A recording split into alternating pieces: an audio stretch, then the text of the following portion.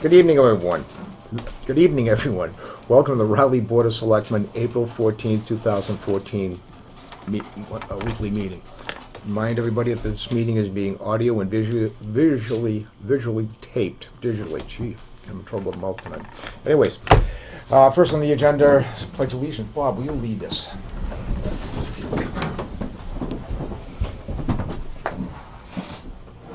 I pledge allegiance to the flag of the United States of America and to the republic for which it stands, one nation, under God, indivisible, with liberty and justice for all.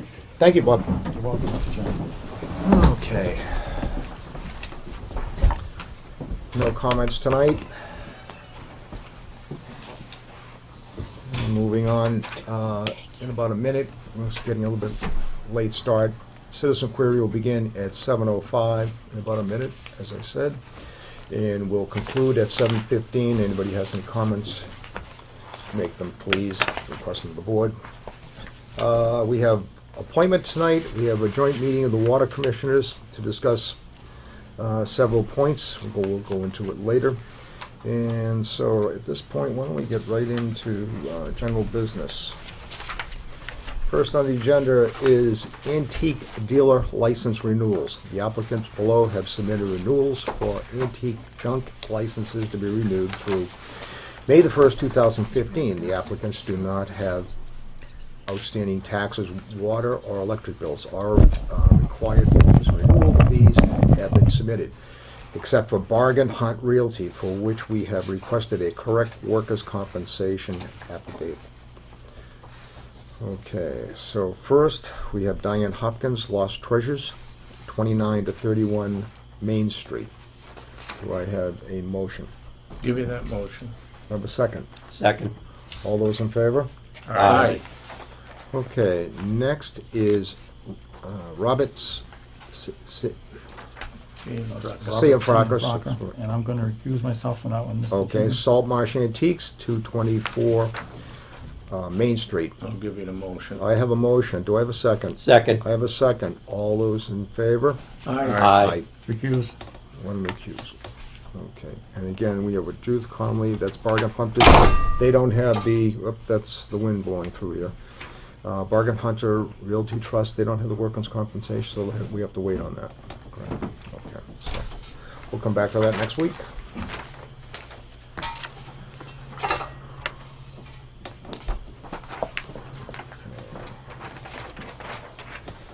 Okay, moving on to a letter from Michael Delzell, Eagle Scout Project. Dear Honorable Raleigh Selectmen, I am writing to inform you I have just completed my Eagle project, which was building and hanging of bat houses at Eris Park. With the help of 20 scouts, parents, and leaders, over 2 days, we built and hung a dozen bat houses. I will keep you posted on when my board review is. Thanks again for allowing me to do my Eagle project at the field. Thank you, Michael Delzell, Life Scout, Troop Guide, Troop 13, Ipswich. Awesome. Who took part in this? Somebody? Actually, I Yes, Bob. was invited to their work project when they were putting the bat houses together, and they were doing a great job. They really were. The parents were involved with it. It was very rewarding to watch them working together. That's great. It's a great project, especially in Raleigh where we have some mosquitoes. So the bats do quite a job and knock down the mosquito population. Yeah. So No, it was a good that's idea. a good idea. It really was a good idea. Well, Michael, keep us informed of your progress. Thank you. Mr. Chairman, would the board like to send him a thank you letter? Yes, I have a motion. I'd like to make that motion. We send Michael a thank Second. you. I have a second. Any discussion, what to be said in it? Just a good hearty thank you from the town. How's that? Yes. Yeah. Okay. All right. All those in favor? Aye. Good job, Michael. Can I just ask a question, Mr. Sure. Chairman? Is there a problem with insurance for Eagle Scouts doing projects on town land? No, I had a the Scouts question have about their that. own policy. They have their own policy? Yeah, so when they have an organized event, they provide us with a certificate of insurance, Oh, okay. naming the town of Raleigh as an additional insured. So if they have a unorganized event. I had a camping trip. Okay, no, that's fine. I had a question from a constituent about that, that's all. Okay, thank you. Okay. General business number 3, a letter from John Petrowitz, new town common lights. Town of Raleigh's zoning bylaws on the outdoor illumination standards, including standards for illuminated signs, section 8.6 of the town's zoning bylaws pertain to commercial, industrial, and multifamily dwellings. The town is exempt. The chairman call for a motion to send a letter to Mr. Petrowitz informing him that the bylaw does not pertain to the town, and to copy the light department and Dan Sispansky on the town common restoration committee. Give you that motion. Okay, just to go back a little bit, this is the letter that we read this. Did we read this? No, this Okay. came in, we didn't have time to add it to the agenda last week. Okay, we have time to read this. So, dear Mr. Snow and board members, I have noticed recently that the Raleigh Town Common was hanging new light fixtures, luminaires, installed along its perimeter to enhance this town space. Speaking with the municipal light department manager, Dan Folding, I understand that a common committee was involved in this project and selected the lighting fixtures. It appears that the fixtures chosen do not comply with the current bylaws or the law's intent to create safe illumination. My observations of fixtures chosen for this project are that they are creating direct glare to vehicle drivers and pedestrians. LED lighting in particular is a point source emitter designed which creates a more intense glare field, as noted by industry experts, when not properly shielded. Section 8.6.4.6 of our town bylaws specifically states that no luminaires shall be installed or maintained so that the light output is aimed, directed, or focused at motor vehicle or pedestrian traffic.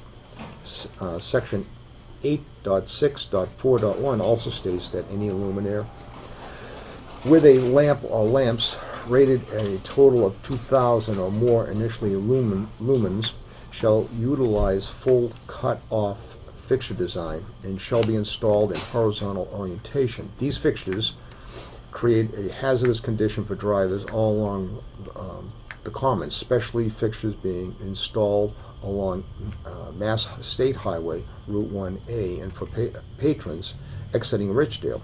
This is a potential liability issue for the town of Raleigh, especially since we have bylaws specifically addressing this issue, whether the town agrees with the bylaw acceptance or not. We require our commercial industrial businesses to follow our bylaws, which residents elected to enact in order to protect or improve our environment. The light department has been installing shielded light fixtures for several years now. To reduce glare, develop improved illumination, the town common installation counters that ongoing work effort ignores the public safety. Board must review the installation of these fixtures and take responsible and appropriate action to remedy this hazard glare environment. As a closing reference, the Federal Highway Administration handbook states a well-designed roadway lighting system will minimize glare and employing luminaires that have proper optical design. Okay, sincerely, Mr. Petrovich, 36 Kittery Avenue. Anyways, going back to the bylaw. The bylaw states it is for commercial and industrial and multi-family dwellings. And the town is exempt from the bylaw. So I asked the board to send a letter back to Mr. Beckwith explaining that that is the situation and we're exempt from the bylaw. So, I'll make that motion. I have a second? Second. I have a second. Any discussion? All those in favor? Aye. Aye.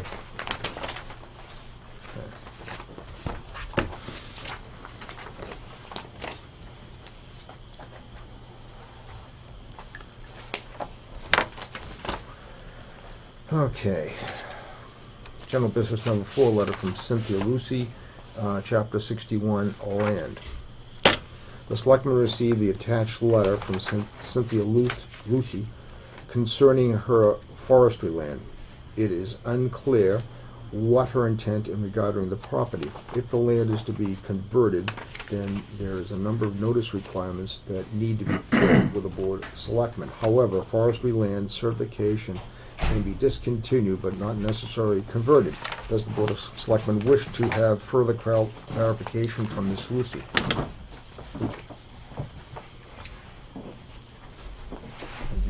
Everybody read this letter? I haven't had a chance to see it. I suggest maybe we send her a letter, Mr. Chairman, just indicating what the process she intends that we require to do this, so that the process is followed, and then we might also ask the question in that letter, does she wish to express what the intent of the change is, although she doesn't necessarily apparently have to say that, but it would certainly be of interest. Yeah, basically, it gives them a tax break by having it classified as forestry land under Chapter 61, like a 61A type lot type thing. So they're getting a tax break, and evidently they want to take it out of that classification. And when they do that, there'll be a payment back to the town. Yes. Over, I think it's like 5 years, the past 5 years, whatever they've got for break on it. And evidently, that's what they want to do. At this point, they haven't declared what they want to do. So basically, the town has about 120 days to either say they're interested in purchasing it, but at this point, we don't know any price. And what we would probably have to do would be to hire an appraiser to get a price on the land and then make the offer. Typically, with agricultural land, which is also a 61, Chapter 61 land, you would have to pay the offered price from somebody that wants to buy the property. So if they put the property on the market and somebody comes along and gives them a price, then that's what the town would have to pay to be able to redeem it and keep the property. The town could buy the property as a right of first refusal, is what I'm trying to say, I guess. Okay. So at this point, we don't know what they're going to do with it, or what they want to do with it. Whether they just want to take it out of the forestry land and keep it, or whether they want to take it out of the forestry land and do something else with it. We just don't know, and I don't think we can actually force them to even tell us if they, what they have. What they require? Yeah, they're not required to tell us, so. Okay. Any other discussion from the board? My guess is that if they're taking it out, we'll probably go for house lots, because I believe if it's buildable land, is this the location of this land on, as you're going down Dodge Road on the left before you get to Mill Road? I don't know. I really don't know where it is, Dave. Tax bills, I don't know exactly what, Give us the book. but I'm assuming that Page and plot if number. it's buildable, that they'll be assessed as house lots then, or assessed as, that they could be developed as house lots, as far as the town is concerned. So my guess is that's probably what they're intending to do, although, why would you want it assessed for that if you weren't gonna do that, so.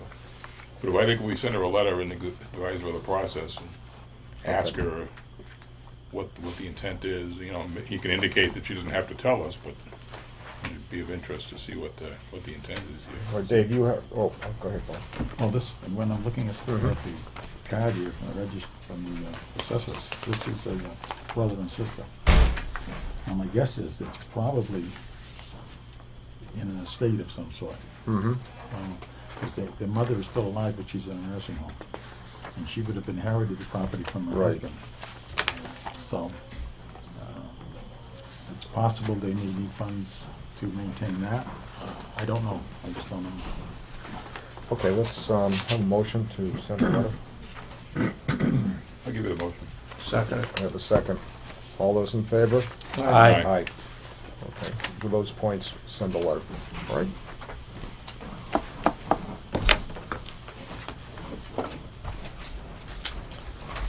Okay, it's about 20, almost 20 after. Next, Chapter 90 funds.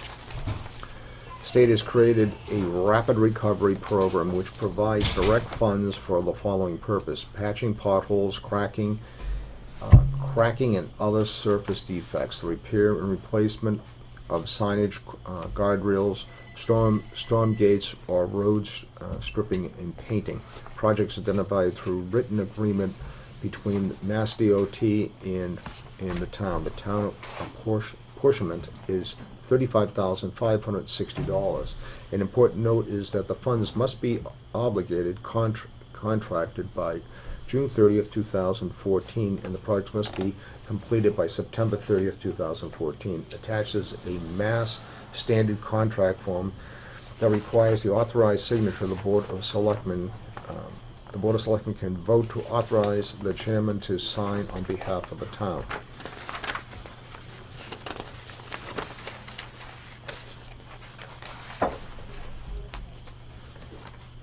Everybody understand on the board what this is for? To address potholes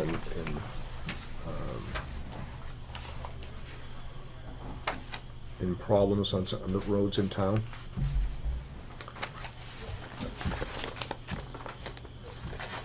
Any questions on this?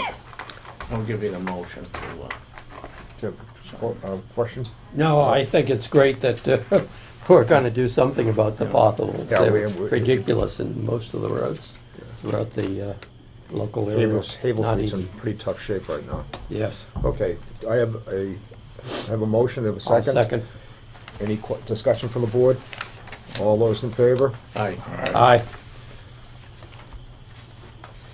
So, Mr. Chairman, you sign on the bottom left, On the bottom left, authorized signature for the contractor. okay, print name and, Print title. okay. You sign up at the X.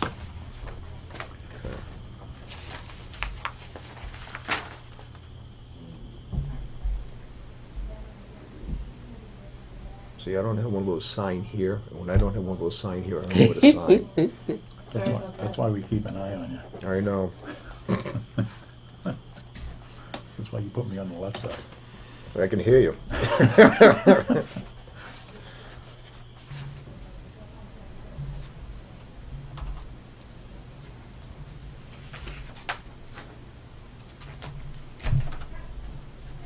Okay. Done.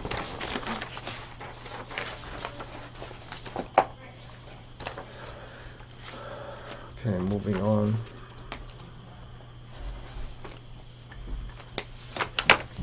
Water Department hydrant flushing notice. In connection with the new water treatment plant, startup Raleigh Water Department will be flushing fire hydrants to clear out the entire system. In order to minimize delays, flushing in the the high traffic areas will be done at night. The main distribution trunk mains will be flushed first. Route 133 from Bradford Tavern to Georgetown Line will take place 10 p.m. to 4 a.m. Tuesday, April 22nd. Route 1, maybe I should read this a little bit slower. So people, I'll go back again. The main distribution trunk mains will be flushed first. Route 133 from the Bradford Tavern to the Georgetown Line will take place 10 p.m. to 4 a.m. That will be Tuesday, April 22nd. Route 1 from Ipswich Line through Fox Meadow will take place at night, 10 p.m. to 4 a.m. Wednesday, April 23rd. Flushing of Haverhill Street from Bradford Tavern to Route 1A and from Ipswich Line to Newbury Line will take place 10 p.m. to 4 a.m. Thursday, April 24th. Flushing will be conducted throughout April and May.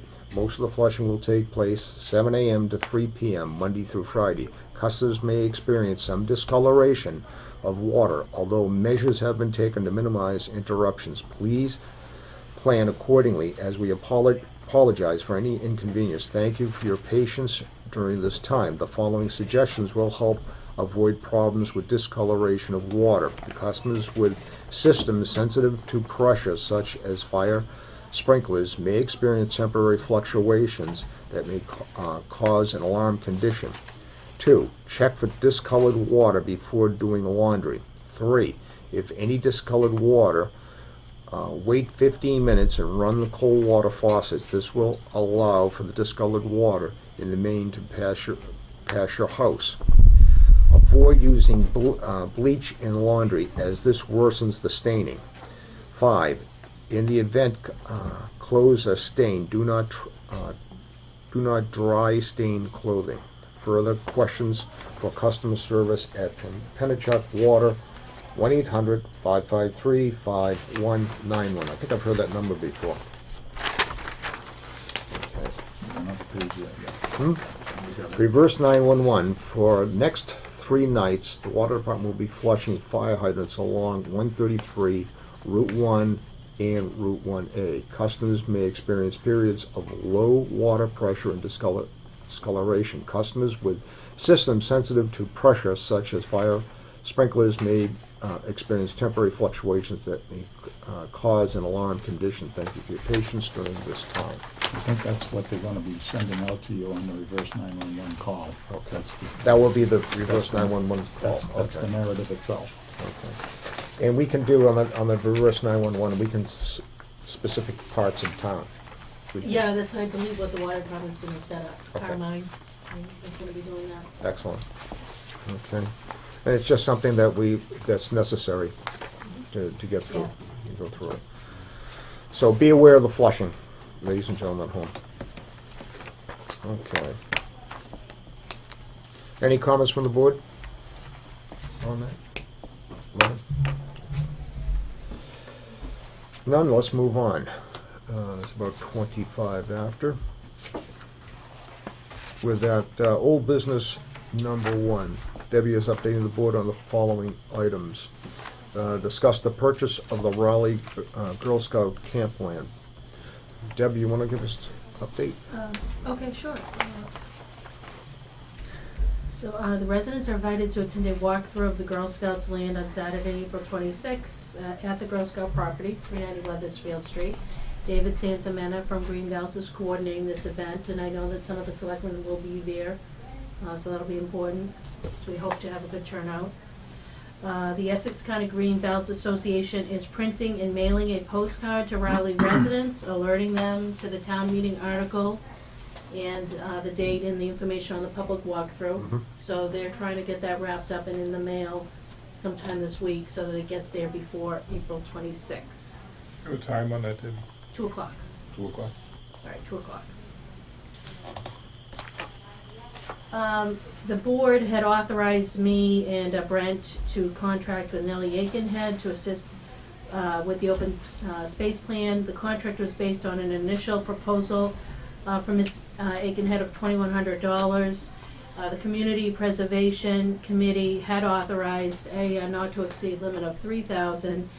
Now that Nellie is on board and working, we need to amend the contract amount for a not to exceed amount of $3,000 because there's more work than what we initially thought had to be done and that she would be working on. So I would like to ask the board to consider approving an authorization to amend that contract for a not to exceed amount of $3,000, which we have the funds for. I'll make that motion, Mr. Chairman. Have a second? Second. Any discussion from the board? All those in favor? Aye. Thank you. Okay, so I've also, to continue on with the open space plan developments, section 50 of the plan has been completed. I've provided the board with a copy of that. So Brent just brought that over today, so that's all up to date. If you can see on that section, actually it's towards the end of your packet. Mhm. Inventory of lands of conservation and recreation interest. Page 5 So, back on. Brent had brought this over today. Oh, So this okay. is all up to date. He worked with Nellie on this.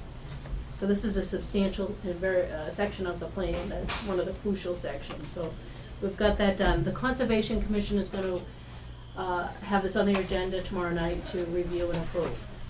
So that'll be great to get that one done.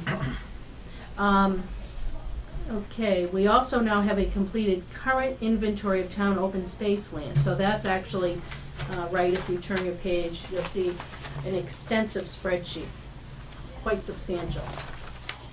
So that's the entire inventory of the town's open space land. It shows where all our parcels are, it's broken down in location, map and parcel number. And Brent had extended his thanks, and so I would like the Board of Selectmen to know that Brent thanks Sean McFadden, Principal Assessor Sean McFadden, for all the work he did in helping Brent put together this list.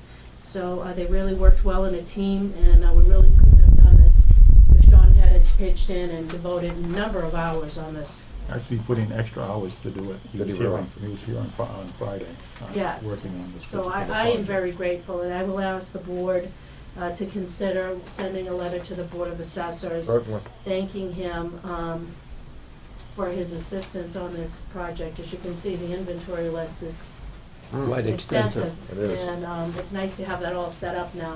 Can I have a motion from the board? I move, Mr. Chairman, that we send a thank you letter to the assessor, the work that he put into this open space plan. Have a second? I'll second. Have a second? And that's with a hearty thank you Yes. Yes, from the Board of Selectmen. to the Board of Assessors. All those in favor? Aye. Thank you.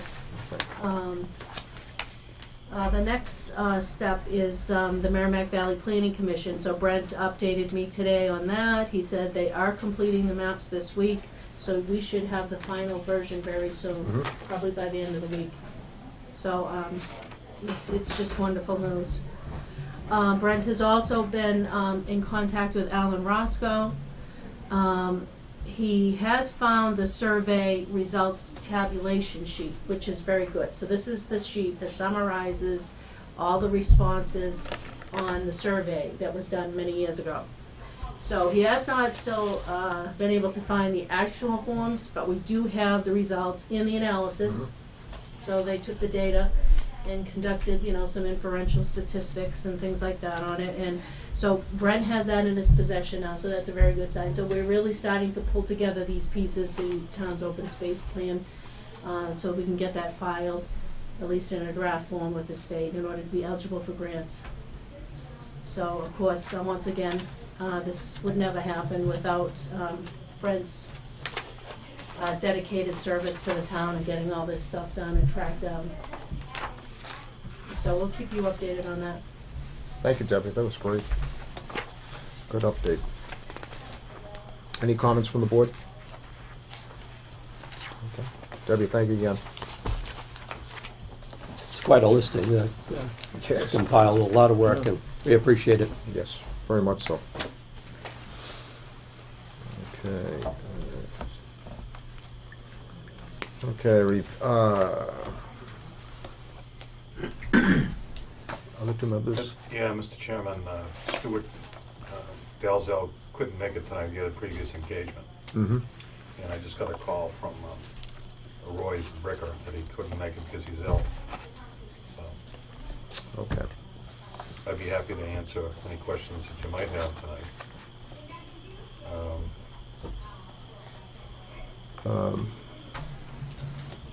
So, Mr. Chairman, in light of that, I would say that we don't have a quorum of the Right. water board, so we'll just acknowledge that for the meeting minutes. Okay. We can let the town, Mr. Toomey, did you let the town clerk know that there would not be a water board meeting this evening? No, I just got here, and you want me to go tell her about Well, she should know for Yeah, before we open meeting conduct notice anything. purposes. so I can, And then you can meet with the board and just discuss the issues. Obviously, you won't be able to take any action if there was going to be any action required of the board. so would it be appropriate if I did that right now, or? I would let her know right now. Okay. We can conduct other business till you come back, Tim, Okay. because you won't have that joint meeting. Okay. Moving on, review the town meeting warrants and assign motions. Debbie will be working on the motions over the next few weeks, so she is asking the board to assign motions for the annual and special town meetings. The board needs to review the warrant and decide who will be making the motion for each article. So, as we go down, So this is gonna take a while. I don't know if you wanna just jump into your information at 7:30. is your yeah, this will take a schedule. while. Let's hold off on this.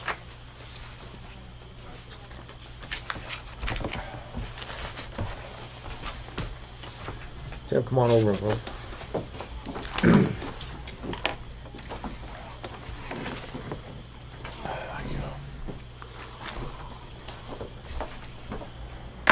It's an informal meeting, okay, of the chairman of the Board of Water Commissioners with the Board of Selectmen.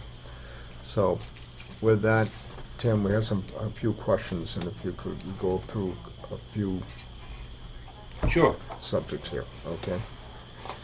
The posting of the superintendent's job description and temporary superintendent. Can we go through that, and your ideas? Well, when Mr. Griffin came on board around Christmas time, his main focus was to, get involved with the department, see what the needs were, and develop well, we asked him to modify the job description to be more tailored toward our needs with the new plant coming on board and things of that nature. So he worked on that, and I think he presented us and that those changes to us, and both Stu and Mr. Griffin came down and then presented the changes to the town administrator, and she worked through the thing to make sure it was in line with the town's needs, and so I think it's ready to go. We voted on it at our meeting on Saturday to say that we need to post that. So then we have to, with that in mind, we need to go to the personnel board on Thursday night and get that approved. Maybe it's appropriate that, did you get a copy of it? Maybe we should have, You said on Thursday night, you go before the personnel. no. There's a slight Finance. change in that, Mr. Chairman. We're gonna meet, the personnel board Friday. Friday morning at 9 9 o'clock. o'clock. To Okay. review that Okay. and approve it, just because it's, let's see, agreed upon time that we Okay. get people together, That's so.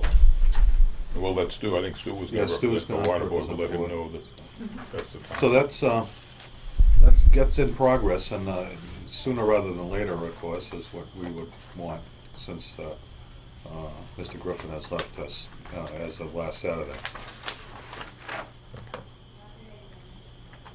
So, Mr. Chairman, what I would suggest is, I actually just took some sections, Mr. Griffin had sent me some things, but I am in a statewide personnel association, and I obtained many well-written sample water superintendent job descriptions. So when I wrote it, I had taken a lot of things and put it together, so it was really a product of the personnel department.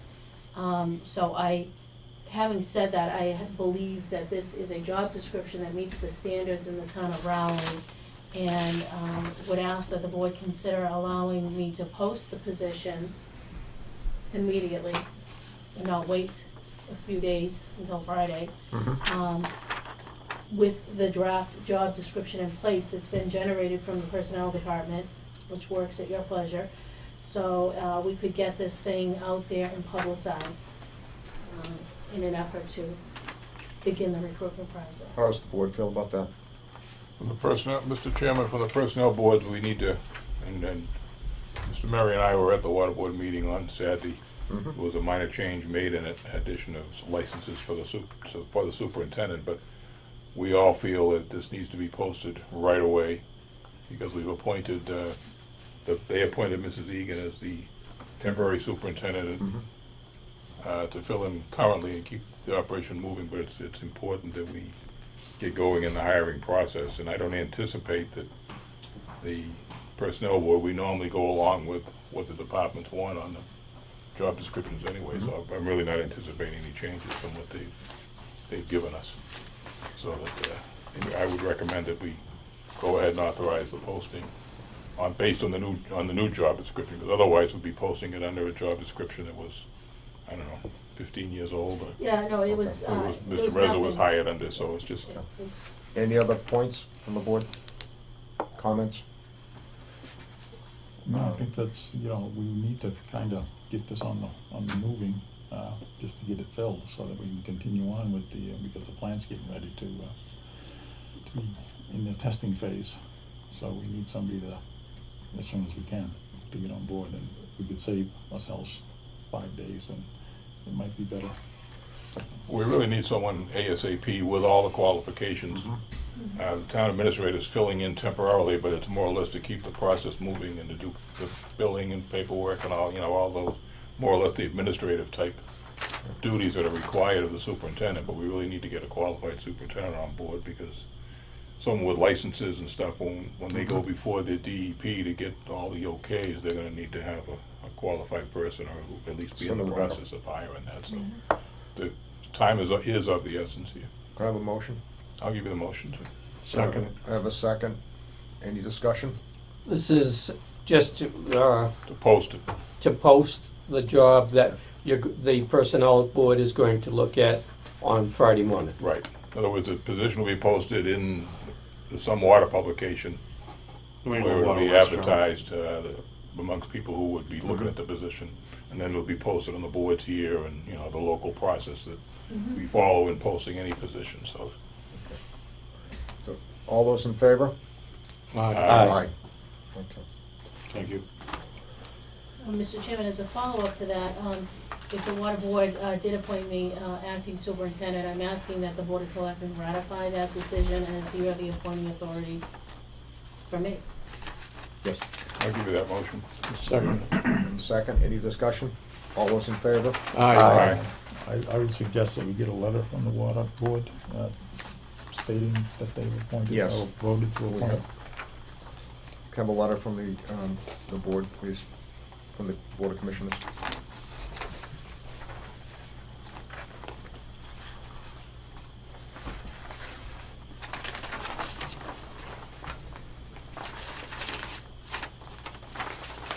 Mr. Chairman, just to go over some other items. There's been some complaints, with some customer issues with water. I think about several of them. Could you give us any updates on that?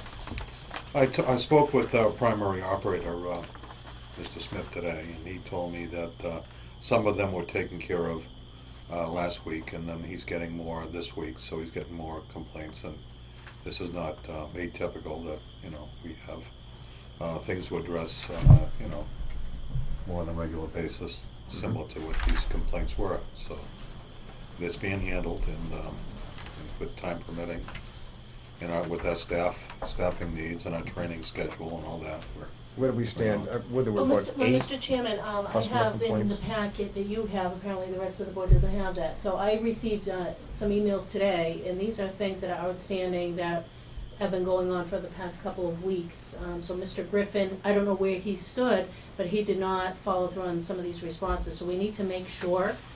I'm walking into this and seeing a number of things, and we need to close some of these out. I need to know who, when, where, and what. We have customers that are waiting for communication back. So this isn't something that just happened this week. I know they have, operators are in training at the treatment plant this week, but these are things that are not from this week. They're from a few weeks ago. There was So, one in particular I that think we need to get together and go over this and get a plan in place.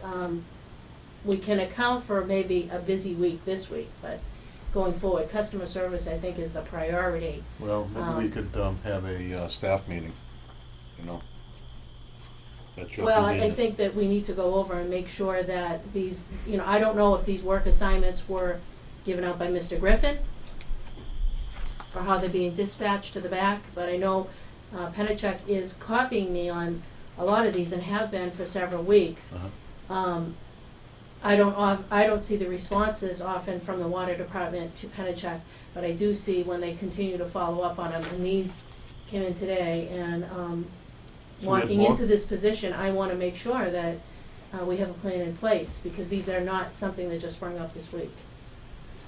So I think it's important that you and I go over those, and we work on a plan to address them and find out who's gonna be doing them and when they're gonna get it done. Okay.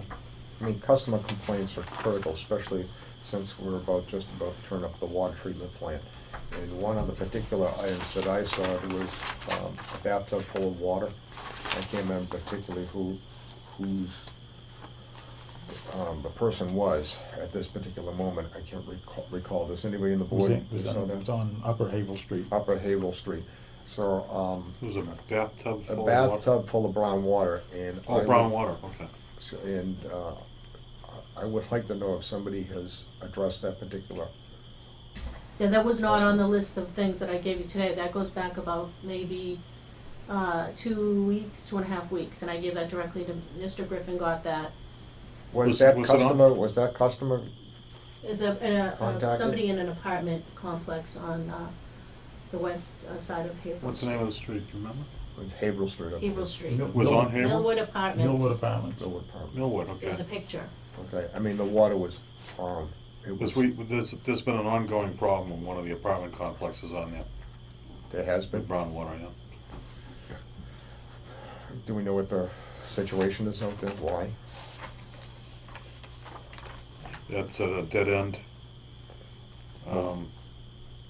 section of pipe, and there's something not related to the town activities, but it's on their property. It's on their property. Yeah. The water flowing in is, we know that for sure. I was out there, I took a look at it, and it wasn't related to us, so it might be the pipe is, creating a problem, but they tried to flush it several times, and the brown water continues to come back in there, so. It's just one apartment? I mean, it would seem to me. if This it's a one was ta- off of, just off of Haverhill Street, but I don't, if It there It was would a seem to me though, Millwood. if there's only one apartment in the building having an issue, then it sounds like an internal apartment issue. If the whole apartment house is having brown water, then we have a, Are there pressure? I can't remember the details. Have they tested the pressure in the apartment house compared to outside?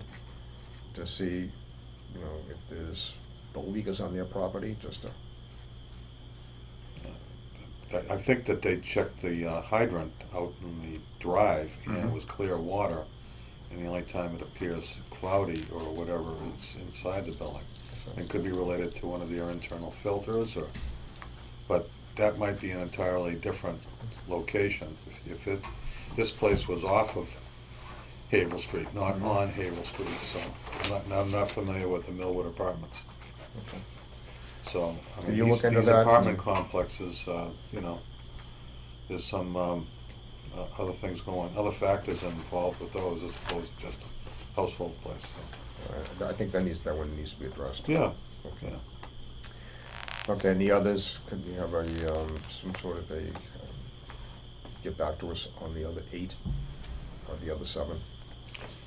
Yes, we can, address that. So did something new came in today? Yeah, there was several that I discussed with you late today. There's also an active list that Chuck brought up when they first came out here, when they had a meeting with the staff. They asked the staff to go through that inactive list, double check and make sure that no one on the inactive list was supposed to be on the active list. They're still waiting for someone to get back on that. So there are a number of things that we need to address and make sure are getting done. I realize that things are busy, but I understand about being busy. We just gotta make sure that this is getting done. So I'm not sure if the water board's been discussing this at your meetings, have we been reviewing it. There's been an abatement question that's still out there that we're not, I'm unclear of, and Pennachuck's unclear of. I don't know if you had a meeting or hearing on an abatement recently, actually 2 abatements. Yeah, we had. Because that hasn't been communicated correctly to Pennachuck. They're still waiting to get the clear information on how much, et cetera. Okay, So I think that, we should probably meet okay. and, hash out some of the logistics at solving these riddles, so. Oh, okay.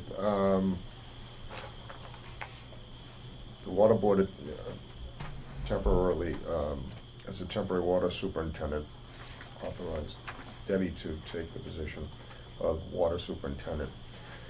We need a wage action form signed off by the water board chairman to close out Mark Griffin's employment. Okay. Okay. Complete that form and get it back to the personnel board. Do you have it here tonight? Hmm? Is it here tonight? Maybe we- No, you have to complete it and Okay. sign it. Okay, moving on. Last week I went, on April 8th, I went to the Water Board of Commissioners meeting. And at that, I read into the record a letter, and I'd like a response to what I requested. Did the Water Board of Commissioners vote to authorize an interim water superintendent to solicit contract water operators?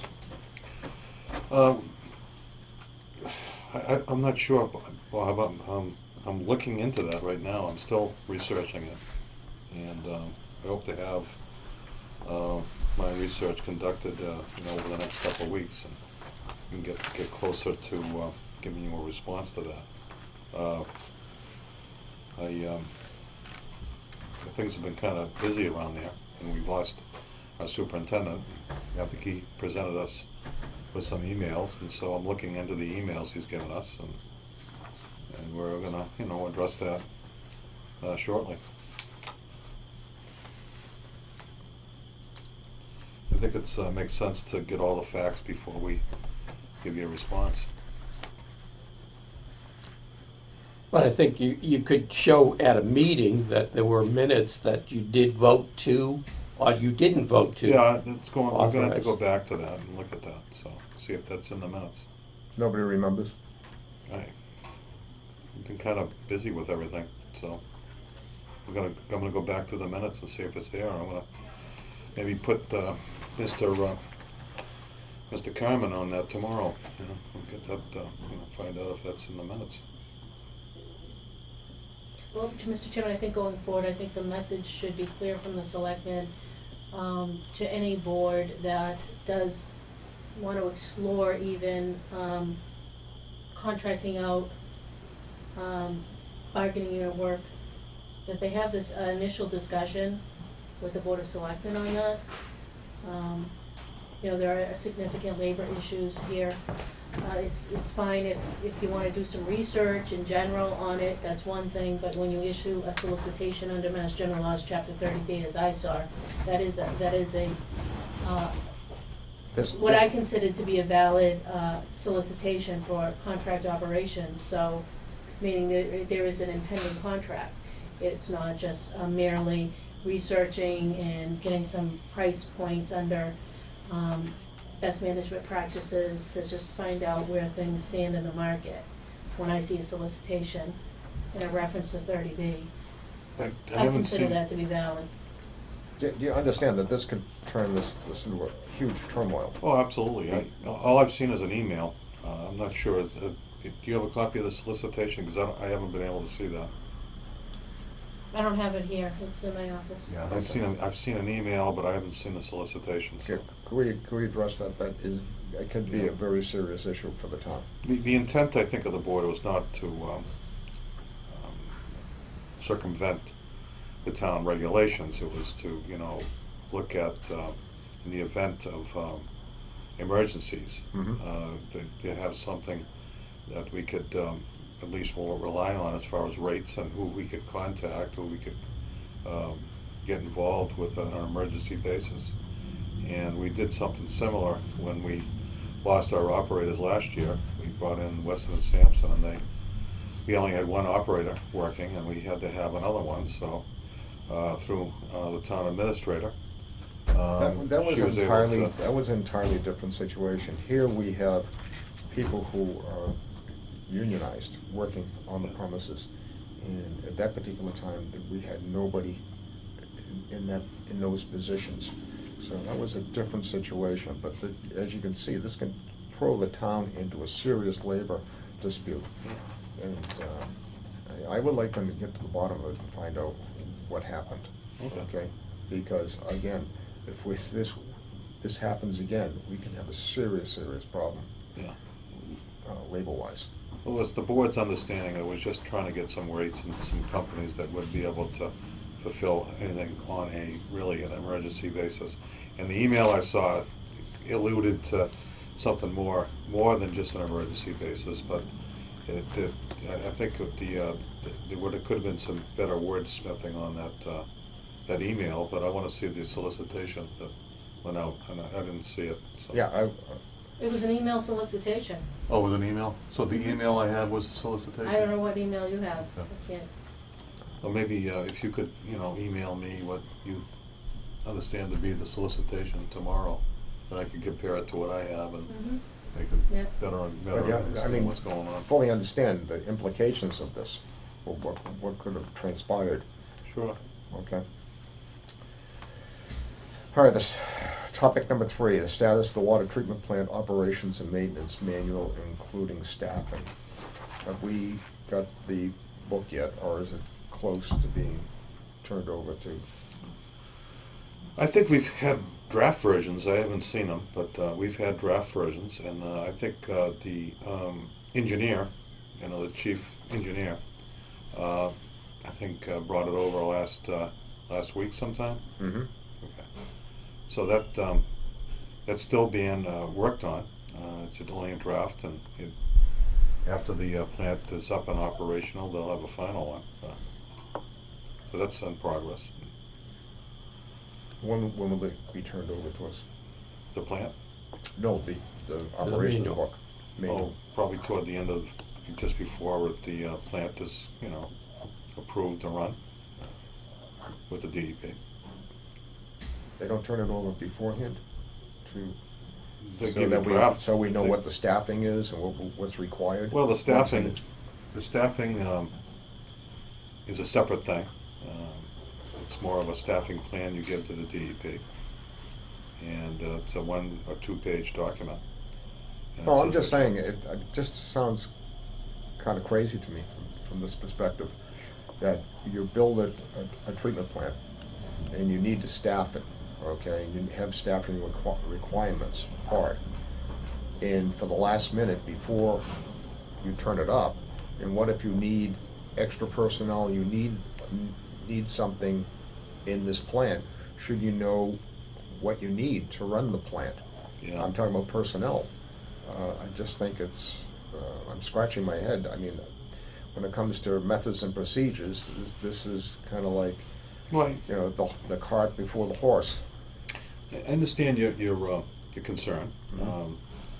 I think that this, as I explained at my meeting on Saturday, this was rather like the perfect storm. Everything happened at once. We have the budget crunch, Mhm. as every year we do. We also have the plant about to be operational. We're worried about staffing for training, Mhm. handling the needs of the town. And also we have a superintendent that's, due to other commitments, is leaving. Mhm. So there's been a lot of problems, there's been a lot of change. And I understand that, Weston and Sampson, I believe, is, they could, I don't think they could have done much more than what they normally would do. Okay. Again, this is not Yeah. towards the commissioners. This is towards the Weston Sampson, the builders of the plant. Yeah. I don't understand why that this manual wasn't in our hands, 2 months, 3 months before this plant is ready to go operational, so that we, the town, knows how are we supposed to staff this and, to bring it online, and, what the future staffing of this installation is going to be. This is, I mean, this is kind of worrisome to me. I understand that. I think that a lot of these things are custom made, and they don't, the manufacturers may or may not come out with all the specifications needed to give the detail in those books before they put them in. It's sort of a process. I'm not familiar with it. I don't, deal with it all the time. But you got to rely on these people. They tell you that we get a couple of drafts together, and we're working on that. We're adding to it. The final one will be coming out at a later date when they get all the information from the manufacturers. And as far as staffing it, it's pretty much up to the superintendent and the primary operator what the staffing needs are. And then they kind of bounce it back and forth between the design engineers. And that's why it's been kind of sort of a process that was not certain. There's some open ends there that they're all concerned about, and they're all trying to cover the concerns of what could happen versus what is likely to happen.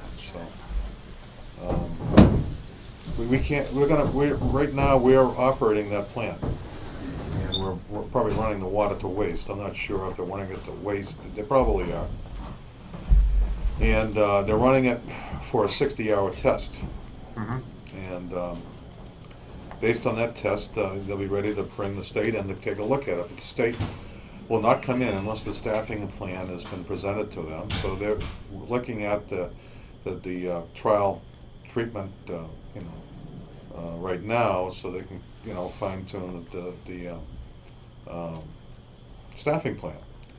And so, in the absence of starting it up and getting all these manufacturers reps in there to, work together with not only the design engineers but also our operators, they're all putting this thing together right now, the time of the perfect storm. We're all anxious to get all those answers, but it's kind of difficult to get them all when they're in the process of getting it for us. So it's like the electric bill. That kind of got me because, when they first came out with it, they added up all the motors and engines and pumps and electric bills and everything else in that plant could do if you turned everything on at once. What what they thought that the power demand would be. So, but with more looking into it, with more experts, they came up with a better figure for us. And thank God we're enjoying not a rate increase with the information we got with it, because the power bill was putting us into a position where we were going to have to raise the rates. So it's quite complicated, and we got. I think we got a good team on it, and we're getting the information, right now. So it's not like that we can, we could have gotten much more out of, any design contractor to get us to a point where we could come up with a staffing plan that is any better than it is right now. So is there a staffing plan to go to the state? Then the They're board working would on it have a right now. copy of it, right? Yeah, they're working on it right now. Well, we're working on it. Weston and Sampson isn't. That's not an obligation for them to work on a staffing plan. Okay. Yeah, the operation and maintenance manual is the responsibility of the design contractor. And yeah, it might cover what is needed for operators in there, but as far as we know, Joe, it's our staff. We got 3 operators, and the reason why we have 3 operators, and Mark Griffin had himself in there as a backup, and there could be another backup there. You could have somebody with you could have another person as a backup operator if he had a license. So they're all working under one guy's license, and that's Mr. Smith's, and he's the guy that's responsible for providing safe water. So. And so they're coming up with a staffing plan. So if we get that staffing plan in maybe next week or the week after, then we can apply that water to our system. We can actually get going on actually delivering water to the customers. Right now, we're operating off of well 2 and maybe well 3, but I don't have all the details. I just have some of them. When does Weston Sampson believe that they will have this staffing plan for us? They probably will have some input in it, but we're gonna have the staffing plan prepared. Well, I mean, next week. they built the plant. Yeah. The tanks, the gauges, the dials, the motors, the wiring, they put that all together. Yeah. Now, my feeling is that they probably have a really good idea what it takes to run that plant. Yeah. They have a really good idea, when you turn the switch on, and what needs to be done, what chemicals need to be added, what dials, Yeah, what Mr. valves Chairman. need to be opened. Excuse me, but wouldn't the operation and maintenance manual then say that a certain person with certain qualifications needs to operate the manual, and it needs to operate for a certain amount of time? So if they're not gonna give you a staffing plan that you say is not provided for in the operation and maintenance manual, when it needs to be staffed and it has to have to be operated, and they have to tell us how to operate it. So they're gonna say, that's what they're obligated to do in the operations and maintenance manual based on the Paul membrane system. How long does it have to operate, for how many days, when it gets turned on? They're not gonna say that the administrative assistant's gonna operate it, they're gonna say somebody with the, D2, T2 licenses. They're gonna specify under the DEP regulations what type of employee or person with qualifications is gonna be in there doing what? Isn't that gonna be in an operations manual? The state's gonna require us to have, at this time, before the treatment plan is operational, they're gonna have us, the requirement for the town is to have a primary operator that has a D2, T1 license. Now, when the operation plant goes on, the upgrade is, it's gonna have a T2 license. I believe all the people we have, primary and secondary operators, have more than they need as far as licenses are To concerned. run the water treatment plant. Now- So how long does the water, what the operations manual is gonna have is say specifically when it needs to run, the number of hours per day. If you're telling us that the manual is not specifically gonna have a chart that says it needs to be staffed by D2, T2 operators on this time, well, we can certainly figure that out if they tell us when it needs to be operated. I mean, they should already know what this is because they wrote the specifications for this to go out to bid. So there's no secrets here. What does it take to run this system, the Paul membrane filtration system? For how many days does it have to run? All the time for the beginning, and then it tapers off. This is stuff that they already should know and should be in the draft The- operations manual, because, I can only offer a more simplified explanation. The plant is all designed to deliver so many gallons per day. And with that in mind, they turn it on, and it may or may not do that, but then, they have safety factors and everything, so it delivers so many gallons per day. And because of our needs and because of our license, I think we produce, I think we're limited to 1.25 million gallons per day. So the most that plant can produce is so many gallons among the other two wells we have in place. Wouldn't they, Weston Sampson, tell you if you turn valve A and you better turn valve B also, hypothetically, and that it goes through the pipe system into the Yeah. filtration, everything else, and if you do this, if you get, like a flow chart, this will happen, yes, no, don't this, and all that. Yeah. It should be a straightforward manual, so when you get, this plant is turned over to you, you know what to do in the operations of that plant, a methods and procedures manual. Yeah.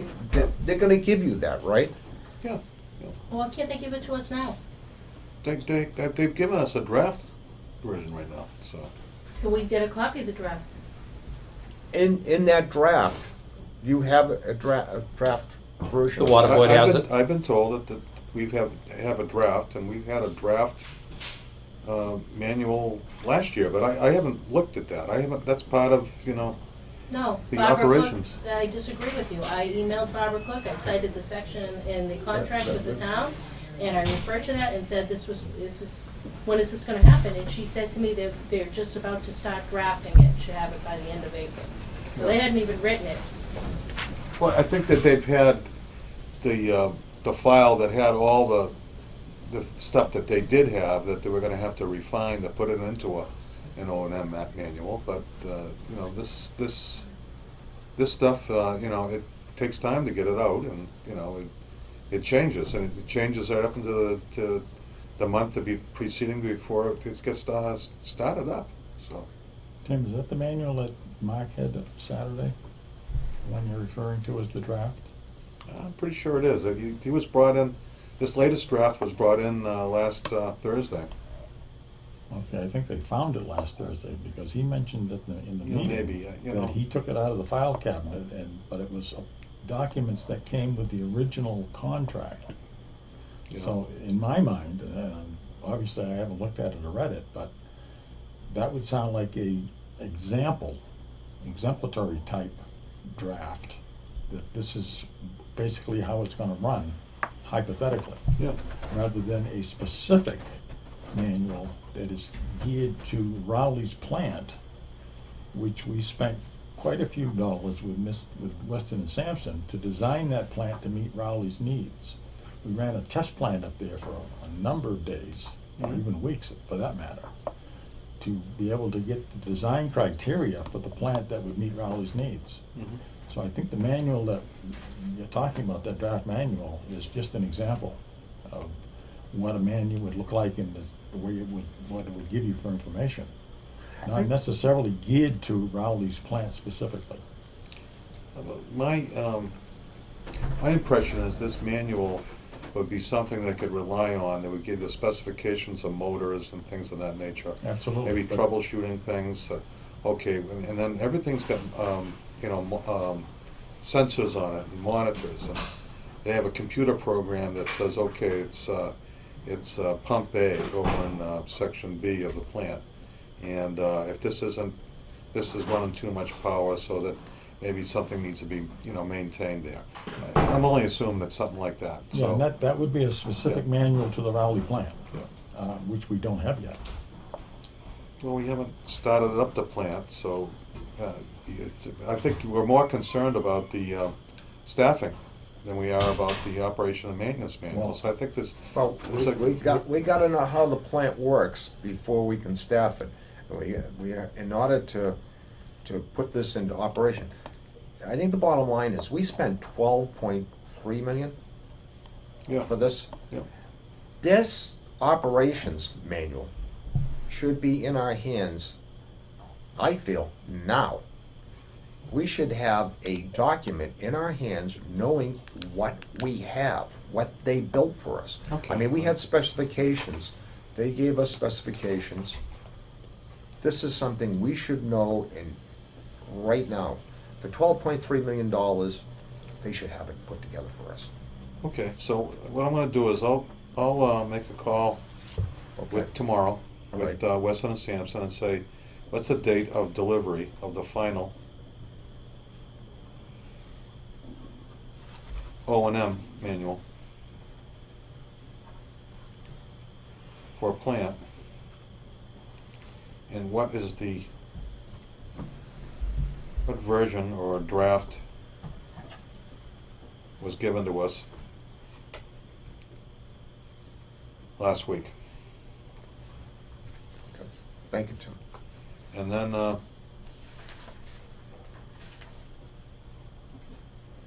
so I checked, with the operator today to find out how the testing was going.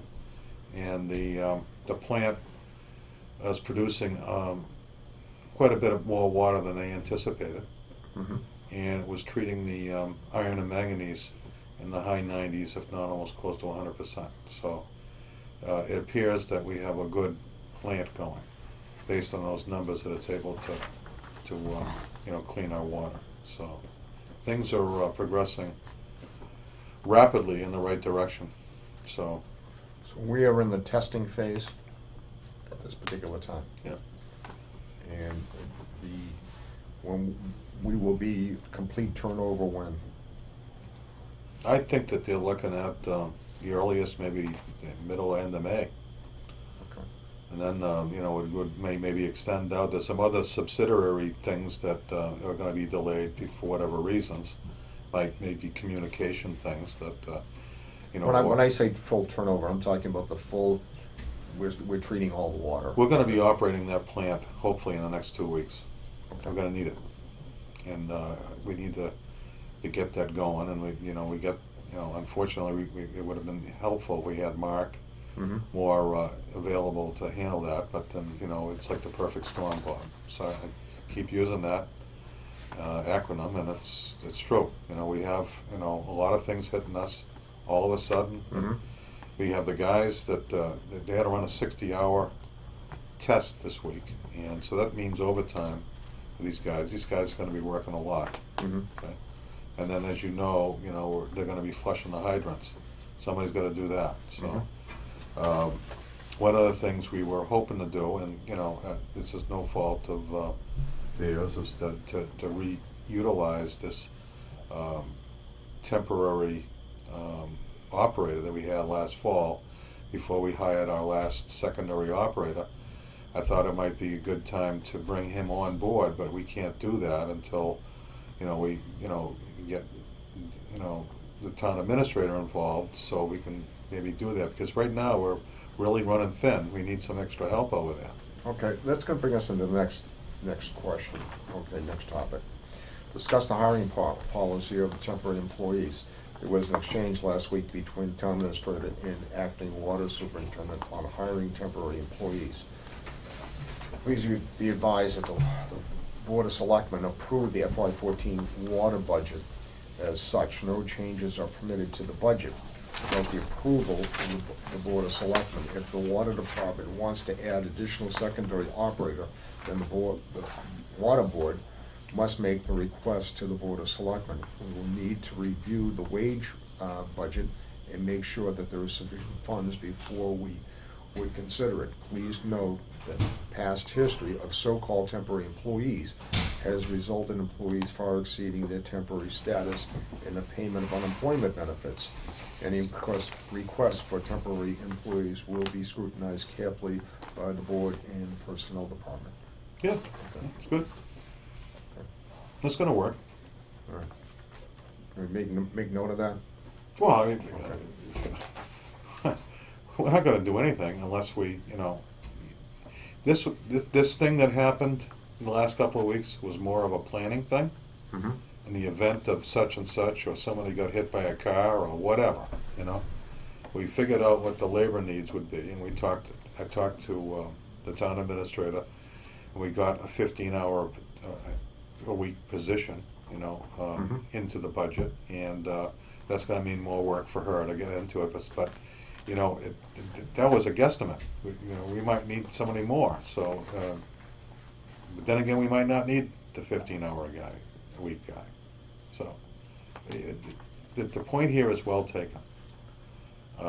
Labor, is gonna be, very carefully in line with what the town needs because of all the labor ramifications that, that need to be done before we, make a decision on it. That was in an effort that he did the last couple of, weeks. It wasn't like we gave him a directive.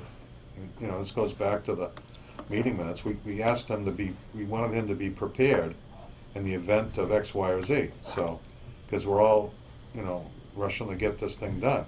So, we weren't gonna, say, we weren't gonna enter in any contract at all with that. I was sure I wasn't gonna do that. That wasn't my intent. And so, we're gonna get, more connected with our needs over there. So it's rather chaotic lately. So we know it. We're gonna be following that now, Bob. So.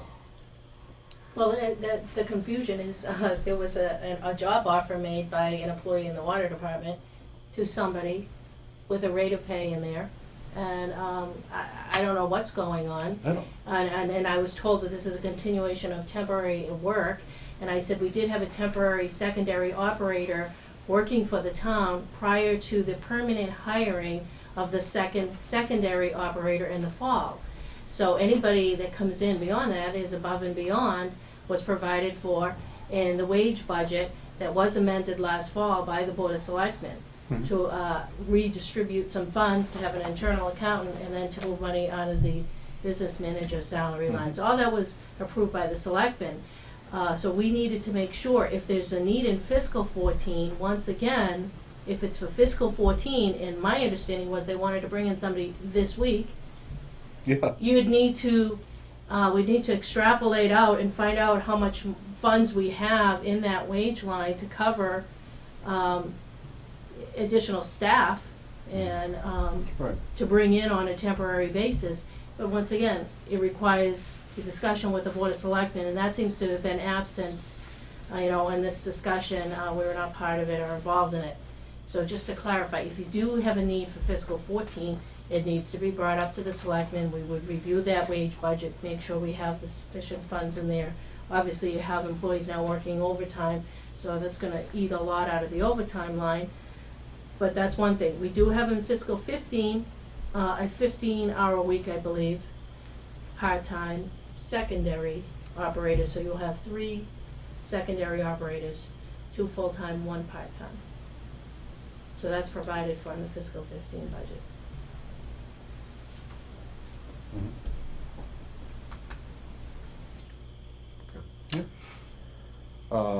Your revenue report, where does that stand? My what?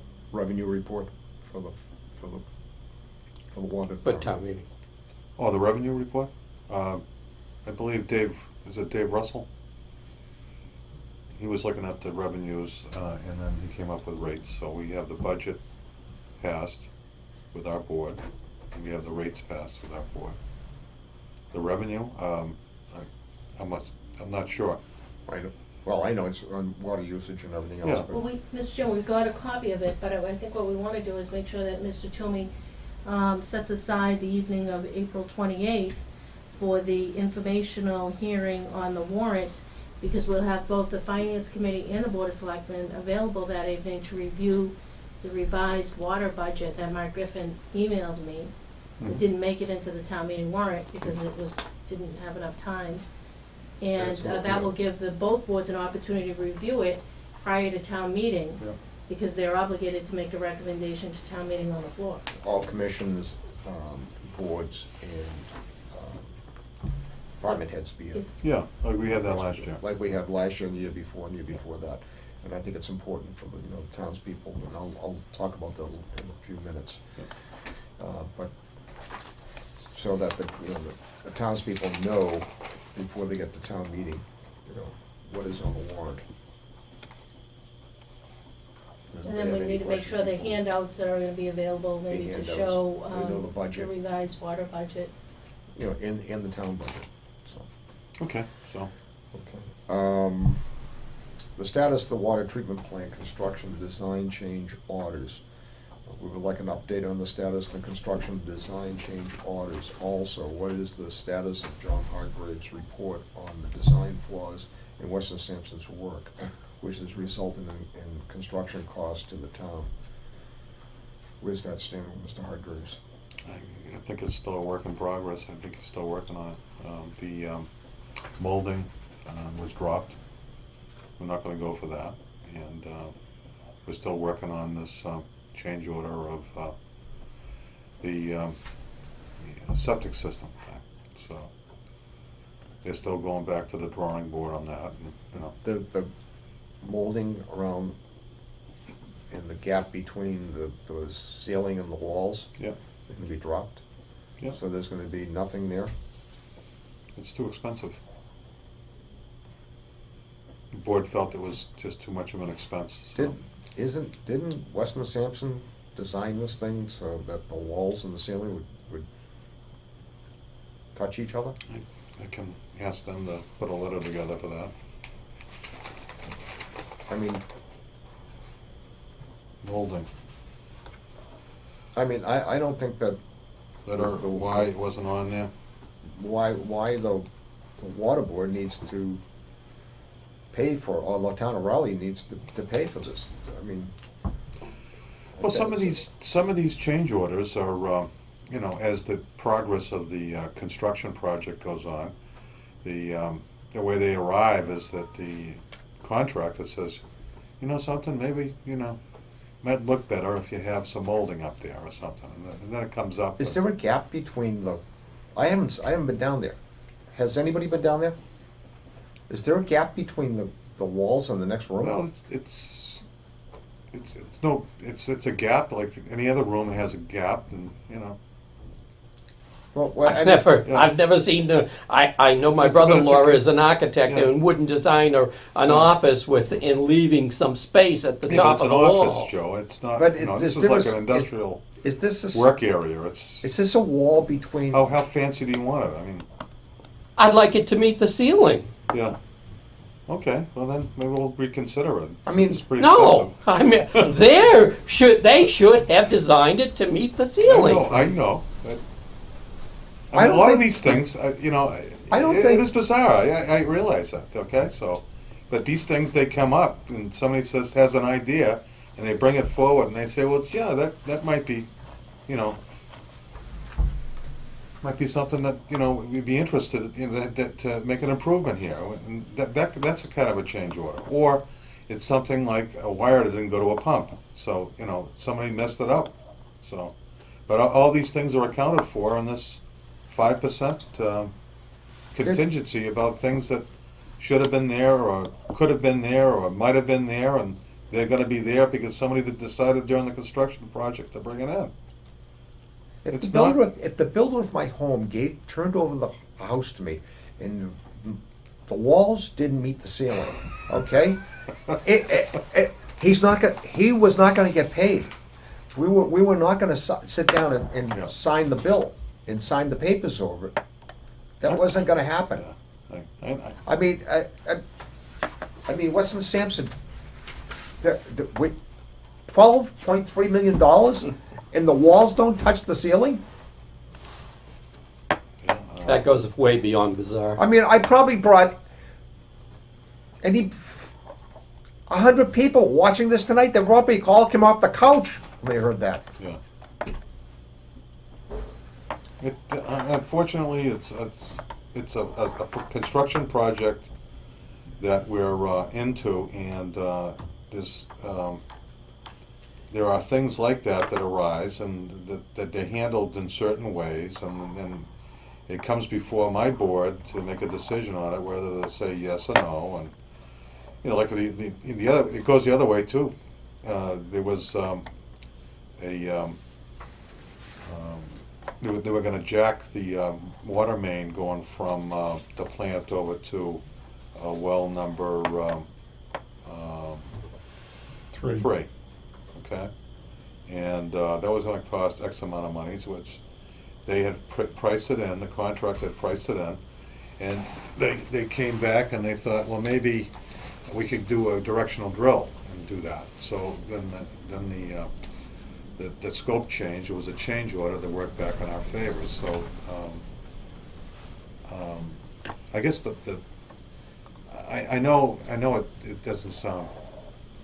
No, it doesn't sound kosher at all. Right. I expect when I buy something, okay, especially if it has walls, that the walls are gonna touch the ceiling, Yeah. and we're gonna have a room. Yeah. I mean,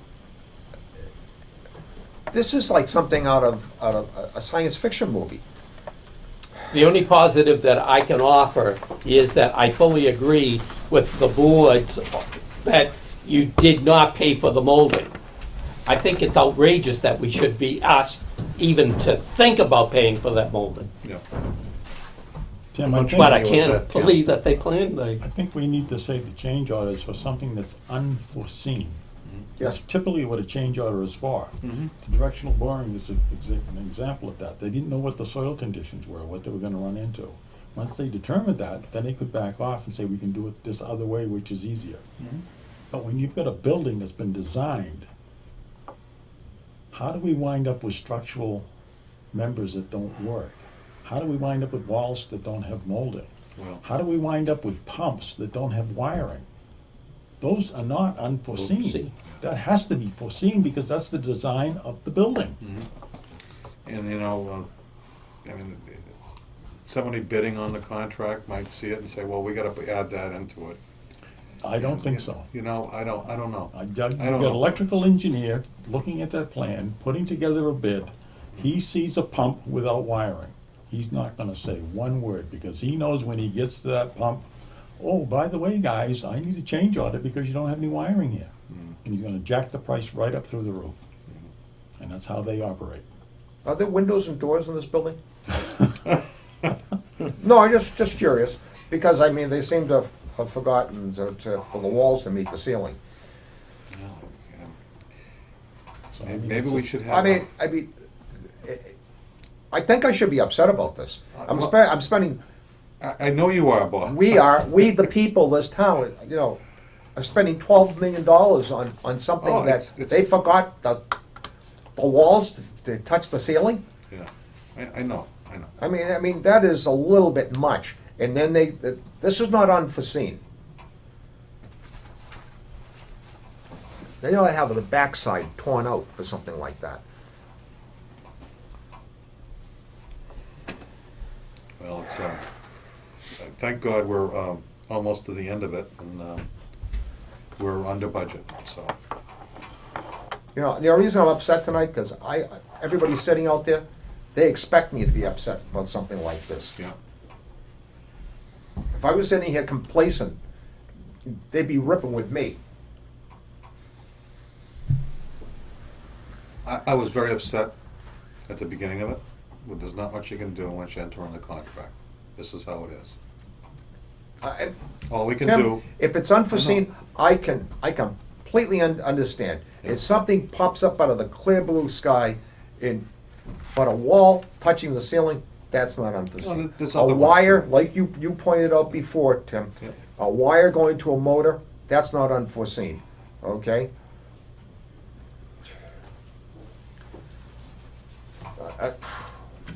This is beyond me, at something like this, and for them to come out and say, oh, you know, gee, you're gonna have to put molding up there, they need to address this. right. And a lot of times too, I mean, it's my understanding from talking about this subject with these people, that it's better to find it out as you're building it than to find it out after the fact. So, people are still there, they're still working, and. you I know, expect to go down and see when I go to see the plant, I expect the walls to be touching the ceiling. Or Weston Sampson's gonna hear from me. Okay. I think it's pretty close to the time where maybe it might be a good idea to have a little, tour down there and take a look at the place and see what you think, I think that would be in order. Yeah, definitely. because it's essentially all done. Well, I would like to see Mr. Hargrave's report ASAP. Okay. Does the board agree? Yes. Yes. Okay. And actually, Tim, this plant's gonna be built with the money, it's not gonna exceed the 12.3. No. So how much was it to join the ceiling together with a wall board? With, if you don't mind answering, how much money was I it? can't recall, but it's A lot of nothing- money? Nothing you agreed on. Couple of thousand? Huh? No, it was beyond that. I think it was 22,000. How much? Two? How much? I think it was 22,000. 22. We're gonna have to pay? Yep. Well, if we want Well, I the mean, molding up on the Is wall. there, right now, Tim, to do that, are we still gonna be under budget, Yeah. right? That's playing with a 5% too. Why can't it be done? We got that money in there. Because we have a board, my board is full of, tenacity, that they don't wanna pay for something that costs X amount, what they feel is costing. They shouldn't have to pay for it. And they're not gonna pay for it, they're not gonna go for And it. and Weston Sampson ought to step up and put that Right. through. It's not gonna happen. I think, unless you wanna take them to court. I don't think they'd like it if we go in there with the press and we start to take pictures of the place and they noted that the ceilings and the walls don't touch. Not defending them, Mr. Chairman. If you walk into that place and you look up at the ceiling, you might glance and say, yeah, there's a joint there that should have a molding, but not really, that you really need to have one there. You can do without it. Is there a gap between, Tim, It- maybe I don't I've seen understand it. this. I've seen Is there a gap between one room and another room? No, the walls go up and. Maybe I misunderstood this. Yeah, then there's a ceiling, okay? Yeah. Then it's a hip roof, not a hip roof, but a regular roof. Yeah. And there's a big space up there, but where the wall meets the ceiling, it would look better if it had a molding.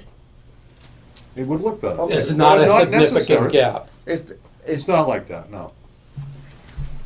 It's probably a gap, you know, that you can see, but the walls are like, they must be 18 to 20 feet high.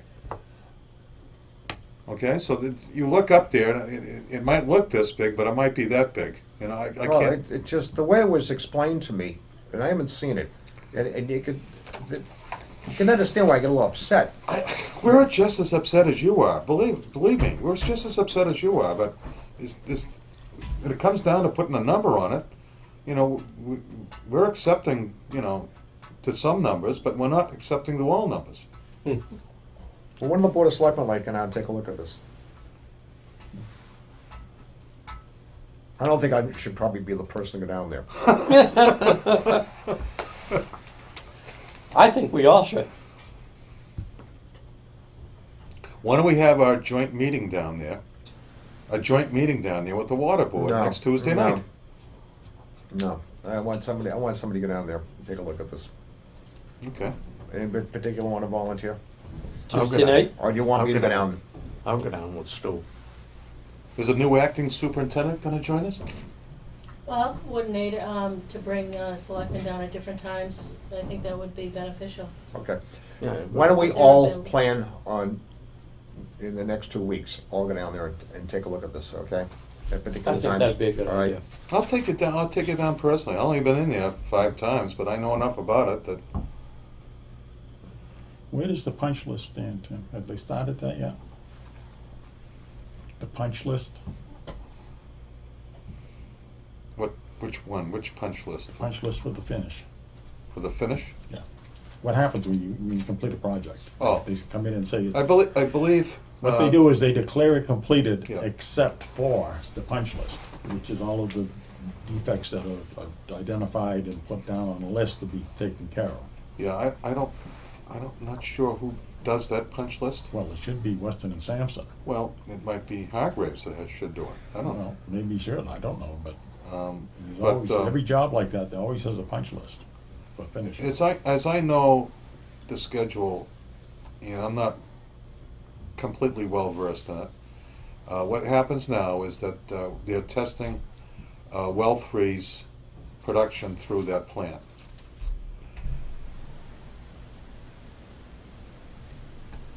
That's the well that's right closest to the plant, right? Yes. Yeah, okay. So that they're running that water in there. Well, and the they're- one that's the closest is well 5, but, because that's in the same lot, but well 3 is over across the river. No, excuse me. They're running. I think they're running one of the wells through separately right now to see what the production is and see how good the quality is. And they're finding out that they're achieving a real good treatment number. I'm not sure what the goal was, but they're in the high 90s. We meet all the regulations. Once they do that, and the DEP gets a staffing plan, then they come in and they look at the plant to see if it's, operation, and if we can operate it. Our guys are gonna be running the controls at that point. They're gonna test to see if they can run it.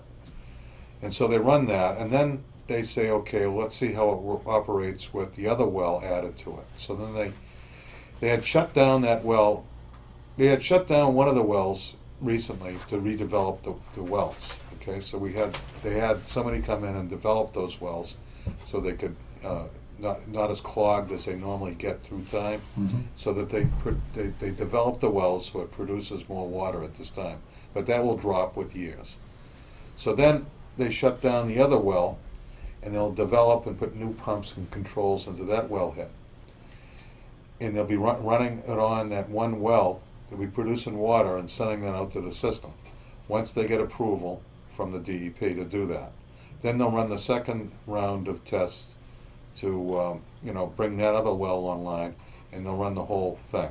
So the way they designed it, I think, is that they said that those 2 wells will be producing half of our water needs. Okay? And well 2 up near the Agawam Diner is going to be producing the other half. So it appears that it looks like the production has gone up quite a bit on the well that they developed. The same should happen with the next well. This plant all indications at this time during the test are producing water that is safe water and as economically as we can hope for, okay? So the question is, how many, we have a demand, so how much water do we need in a day? And it could be that we don't, that's why they were playing with the numbers. They were looking at, rather than running that plant for 8 hours, they could pick up that slack with the other well, but it looks like that well running for less hours is going to produce more water for our needs. Okay, so, and of course with the passage of time, you're going to have more customers, more needs over here. So, we're going to be in good shape for a number of years with this plant. So, time-wise, this could be fully operational and producing water for our system by the end of May or sometime in June. And there might be some subsidiary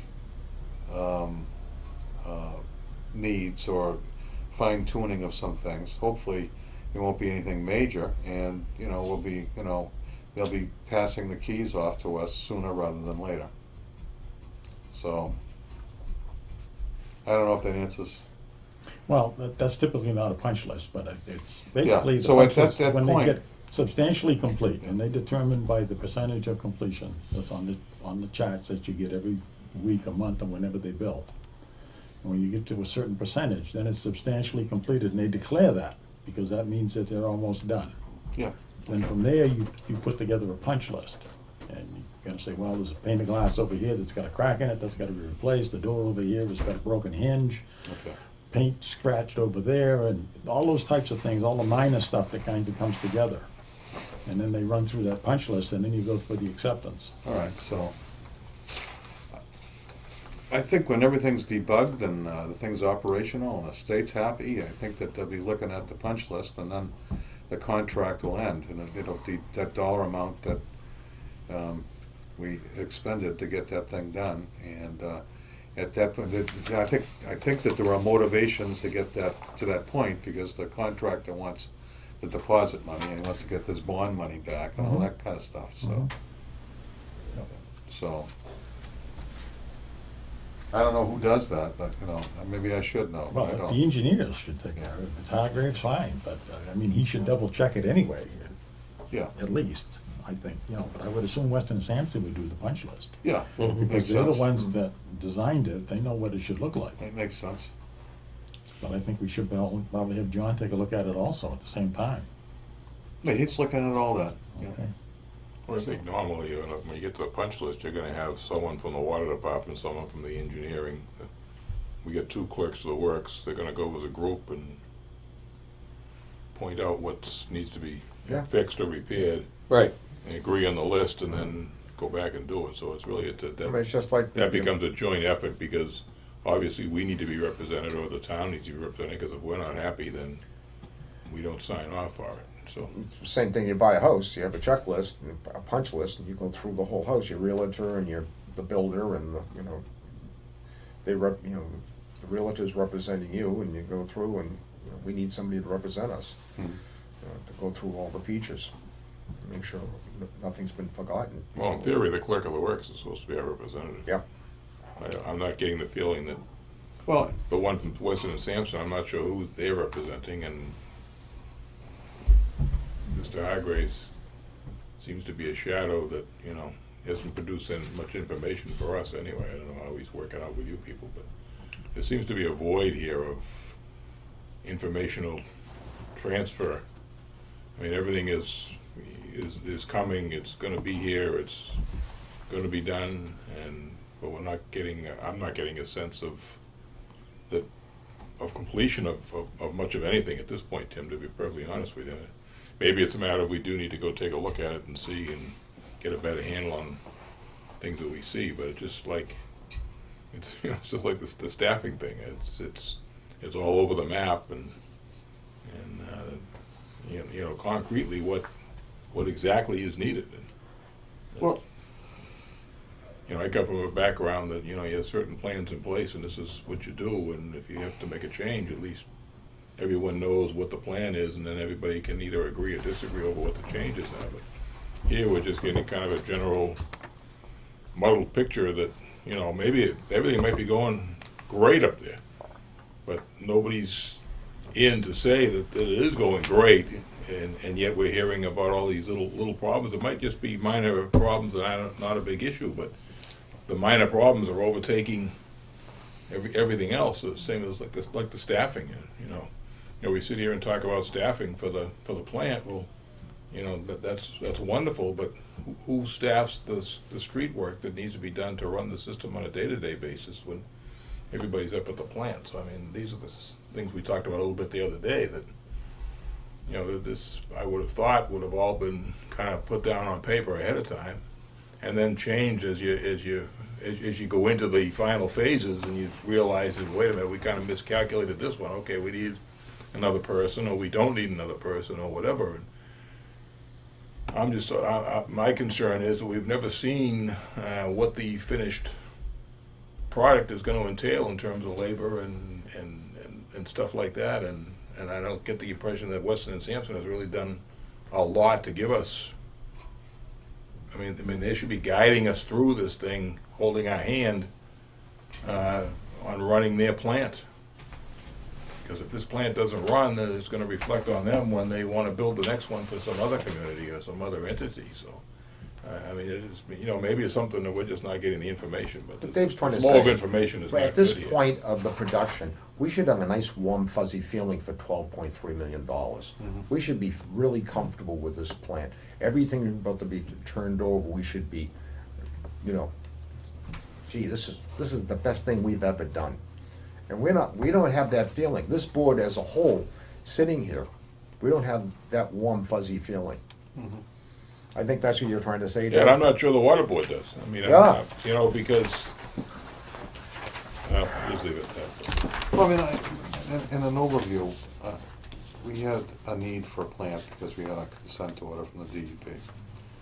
So we went through the process of getting our engineering firm, which has been Weston and Sampson for a while. They proposed to do a pilot test. So they did a pilot test, and they came up with what they felt was the most economical or sufficient, most appropriate design. And then they put it out for bid. And, you know, this process goes on, and then putting it out to bid, you get the cheapest price. And we got the cheapest price for that design. And in the process of doing that, we've heard a lot of things that set us all off, that, you know, it's with design things. And I've been told that that's, you know, not extraordinarily unusual for a project, and unless it's a nuclear power plant, but this does happen. So I know you don't have any warm and fuzzies, but I kind of feel that I think we got a good product here, you know, with this plant. I think it's going to meet our needs, and I think we have, you know, I feel confident that we're going to be able to operate this without increasing our staff significantly. So I think this, in a very general sense, it is a big building with a lot of equipment in it. But the guys have been handling water treatment for a while, but it hasn't been this sophisticated, so it's just an upgrade. So it's an upgraded, you know, system that, you know, requires more sophisticated type of treatment. So these guys have been handling treatment and distribution right along.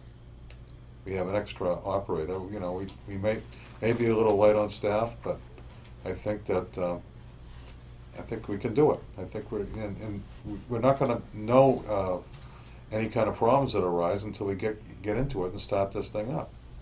So I don't know if anybody has the warm and fuzzies about this, but, you know, I feel pretty confident that, you know, I think it's going to be a good. I think it's going to be good. So that's all I can say. Okay, any other questions from the board? Yeah, can we get to our billing questions? Oh, yes, we have a billing question for you. I received my Penachuk bill today. and we were discussing before the meeting, and several of us received the bill. Have you seen the bill? Yeah, I got mine today too. Okay. Did you check Yeah. to see if the 5% discount was on it? I've heard that the 5% discount detail wasn't on it. Okay. By that you mean that if there was, they did mention a 5% discount, but the detail wasn't on it?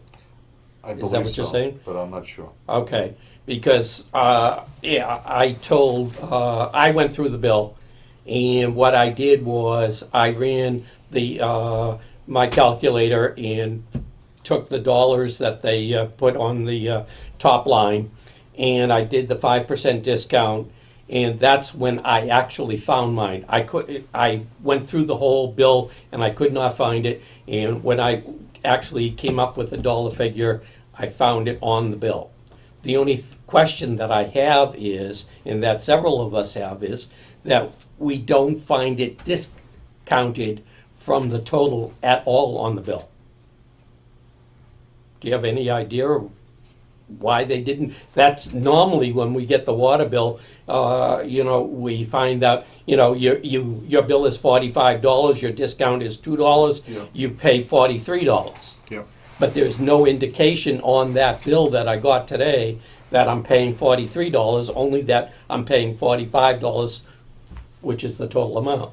Then some people wrote a check out for the full amount and sent it in. Thank you, Mr. Snow.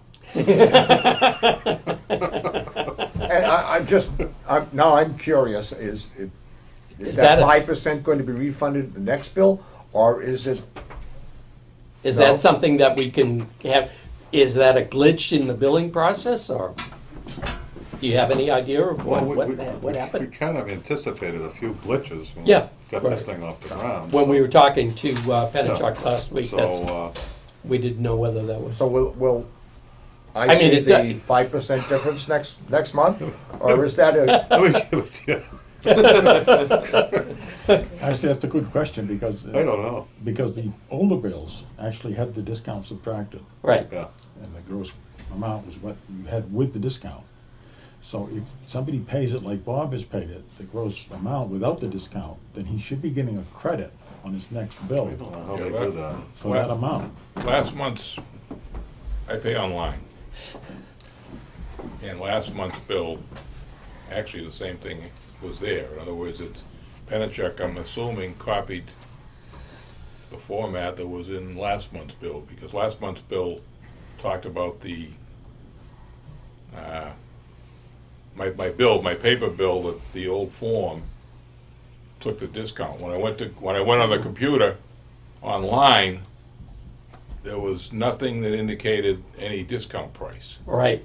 So I'm You're right. guessing the Penachuk's bill mimics, not the paper bill, but it mimics the bill that was on the website, or in the payment, the company we've been doing business with. If I So- could comment. So last month, I just want to get to the point Right. where, last month, I paid the full price, Right.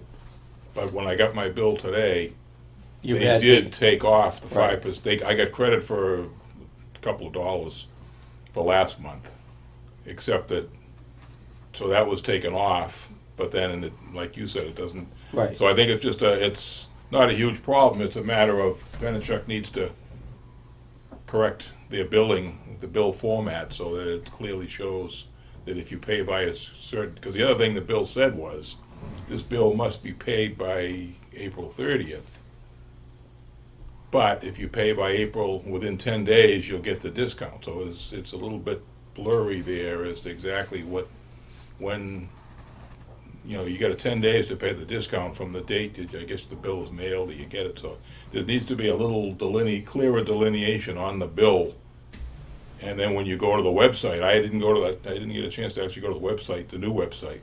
But I know last month's website was a little bit unclear, so it just needs to be a clarification. The customer's gonna make out all right in the end, but to get the discount at the time that, within the month that you're paying the bill for, they need to clearly delineate, and that's just it's not a big deal, it's just something We'll that take care of that. we anticipated, I'm sure, that these are one of those little things that would come up.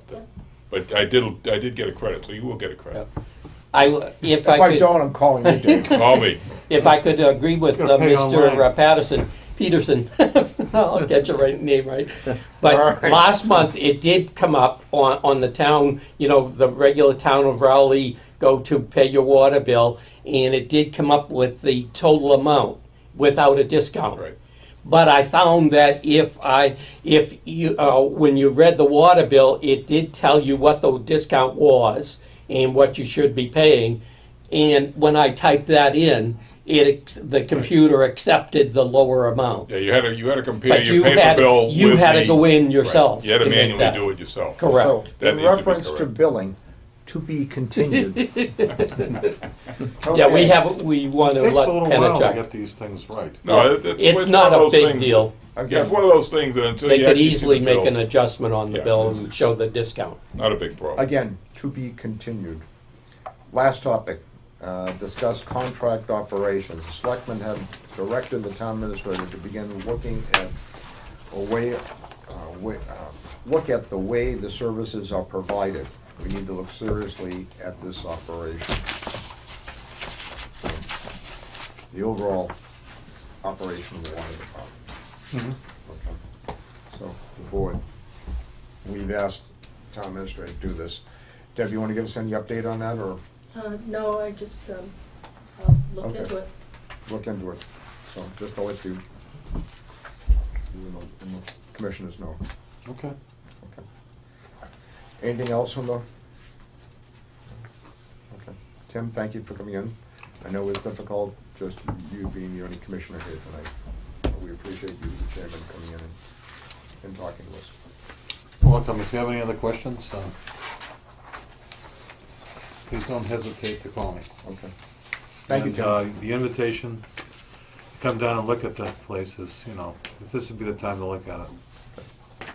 Again, Mr. Chairman, thank you for coming in tonight. Thank you very much. Okay. Thanks, Tim. Thank you, Mr. Stone. Thanks, Tim. Joe. Yep.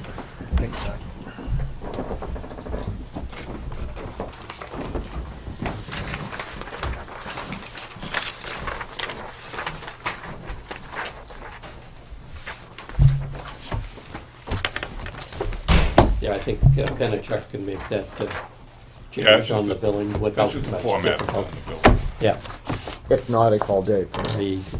Yeah. right? Call Larry. All right, where did I leave off? Business number 2. Old business. Warrants.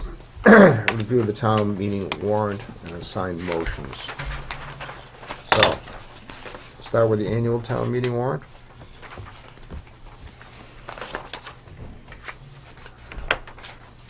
So actually, not written there, but I'll suspend the reading. Oh, yes. I need somebody to suspend the reading of. I'll do that. Okay. So that would be what, at, That's all right, I just need to know it okay. right at the beginning. Okay, next would be 3. 3.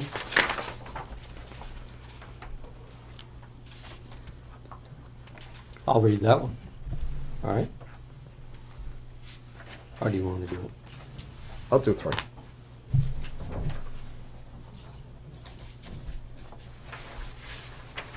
Okay. 4, that's done by, Selectmen. One of the selectmen. I'll do it. Perry. Okay. Joe? Okay.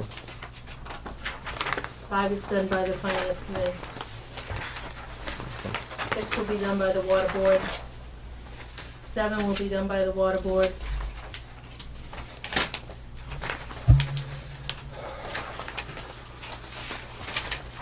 8 will be done by the water board.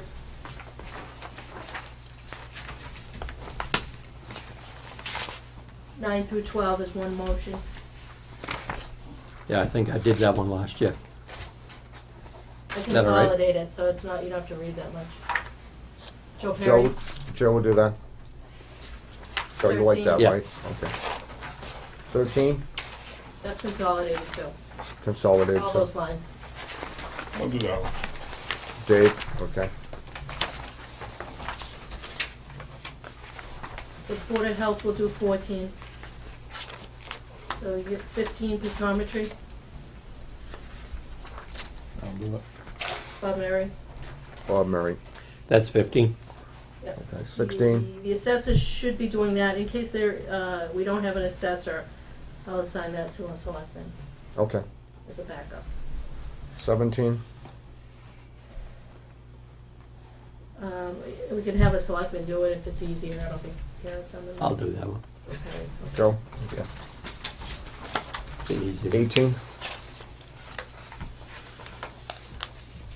I'll do that. 19. I'll do that one too. Okay. 20. I'll take it.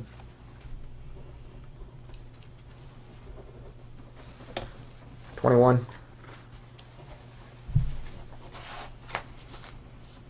Yeah, I'll do that one. Let's see, wait a minute. Ooh. I want 22? 22. Huh? I want 22. Let me see. That's for the fire truck. Go with the election. Hmm?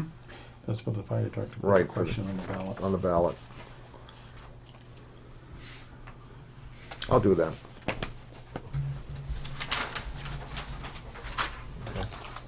23. CPC does that. Hmm? CPC will do that. Okay. Okay. 24. I'll do that one. Okay, Joe. OPB. Okay, 25. I'll do that one. Okay. Everybody likes to put money away. You're popular. After you're saving money is always popular. Okay. 26. That should be assessors. Assessors, okay. Jump down to 27. Okay, 27, same. That's Okay. the salt marsh land. Yep. 28. So who's Oh, gonna do Who's that doing one? 27? Probably gonna do it. Who? You, not you? 27? Yeah. Okay. I'll do that. You just like want to hear me do the parcel. Well, I thought you were saying, I thought you'd taken it because it's right there inserted. You want me to do it? I can do it. Whoever it's inserted by is generally the one that wants to. No, I like when you have to go to all the boundaries and everything else. You read that. Yes, entire yes, thing. yes. Those are fun. Okay, 28. Just So you do gotta we have- remember- Is you it gotta Bob remember- Snow or Joe Perry doing 27? Joe, you want to do it? You want to do the boundaries? Okay, Yes. we'll let you do I'll the go Well, boundaries. pretty much the motion won't Yeah. differ too much from the article language on it. Okay. Yeah. Just remember, when the question's asked, Yeah, where's Dyke Street? You gotta be able to tell them. okay.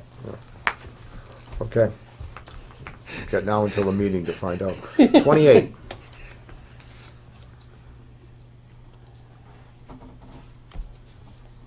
That's basically the same, tied in with the other one.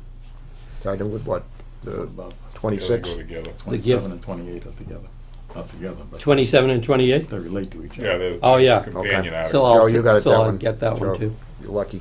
And I like Okay, it. 29.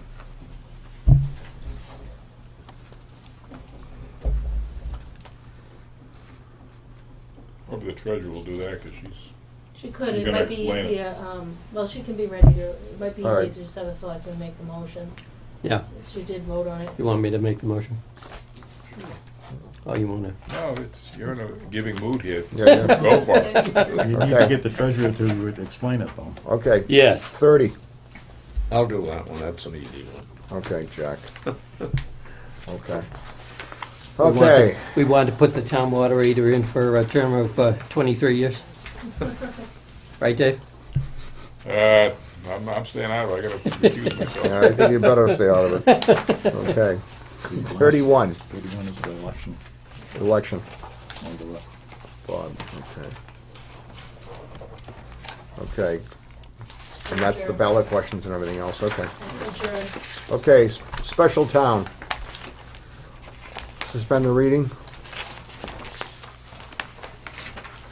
I'll do that. You don't want me to do it, Bob, so I'll go down all the way to the following article, semicolon. I believe that's the way it should be read, but, Right down to the semicolon? yeah, that's the way I would do it. But people aren't gonna be happy if you try it. Okay, well, I'll stop before then, before the semicolon. What you're actually stopping is the reading of the warrant itself. Right, This is the introduction, introduction. so the introduction should be read. Okay, so we'll pick up at, And when I become town clerk, that's what's gonna happen. It's in the motion. I put it in the motion. okay. So we pick up at what? Great. At 3? Starts at 3. Okay. I'll do 3. That's yours? 4? I'll do 4. Jack? 5? I'll do 5. 5, okay. Bob Murray? Yep. 6? Treasure collector. Treasurer collector. 7. 7? I'll do that one. Okay. We'll get down to 9 now. 8? Oh, 9? 9 is water? 8 is water, so you want to get to 9. 8 is, I'm sorry, 8 is 9 water? is capital, so probably somebody from the capital team, Bob or Dave. I'll do that one. 9, Dave? Yeah, nice, man. Okay. 10? I'll do 10 too. Oh, yeah, I'll do 10. 11? I'll do 11. Joe, okay. 12? Would that be CPC? Or, Yeah, that's our annex exterior project that Bob and Dave are. okay, CPC will Overseeing. do that? No, Bob or Dave should probably make the motion on that. Bob, you want to do it? Sure. That's for the annex project that we're working on. 13? That's CPC. CPC? 14 is a Girl Scout land. Okay, Dave, you want to do the Girl Scout line? Yeah, I can do that. All right. 15? I can do that one too if you want, just because they kind of companion Okay. articles. 16? I'll do that one. Joe, okay. 17?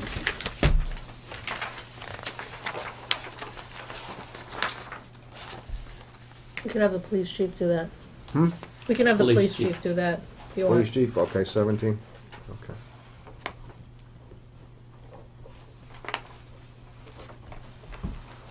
Okay. 18? I'll do it. You're gonna do that, Bob? Yeah. Okay. The planning board will do the zoning. Okay, that would be, That's zoning it. would be, okay, that's That's it. it? Mhm. Okay. That wasn't so hard, was it?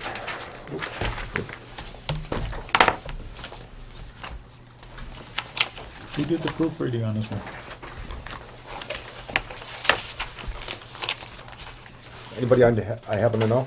I don't know, I'm just curious, because page 7 on the special. Finance committee, recommendation not required. No, it's a typo. Recommendation not required. Sorry about that. It's okay, I'm just curious. It's amazing Well, it's to like I me. hear ye, that's what that is, that's Exactly. all. And that's the, you know, and then we should say hurrah because we ended it. You guys do a terrific job getting this thing together. Yes. If that's Yeah. all we can find in there, it's amazing. It really is. How many drafts did you go through?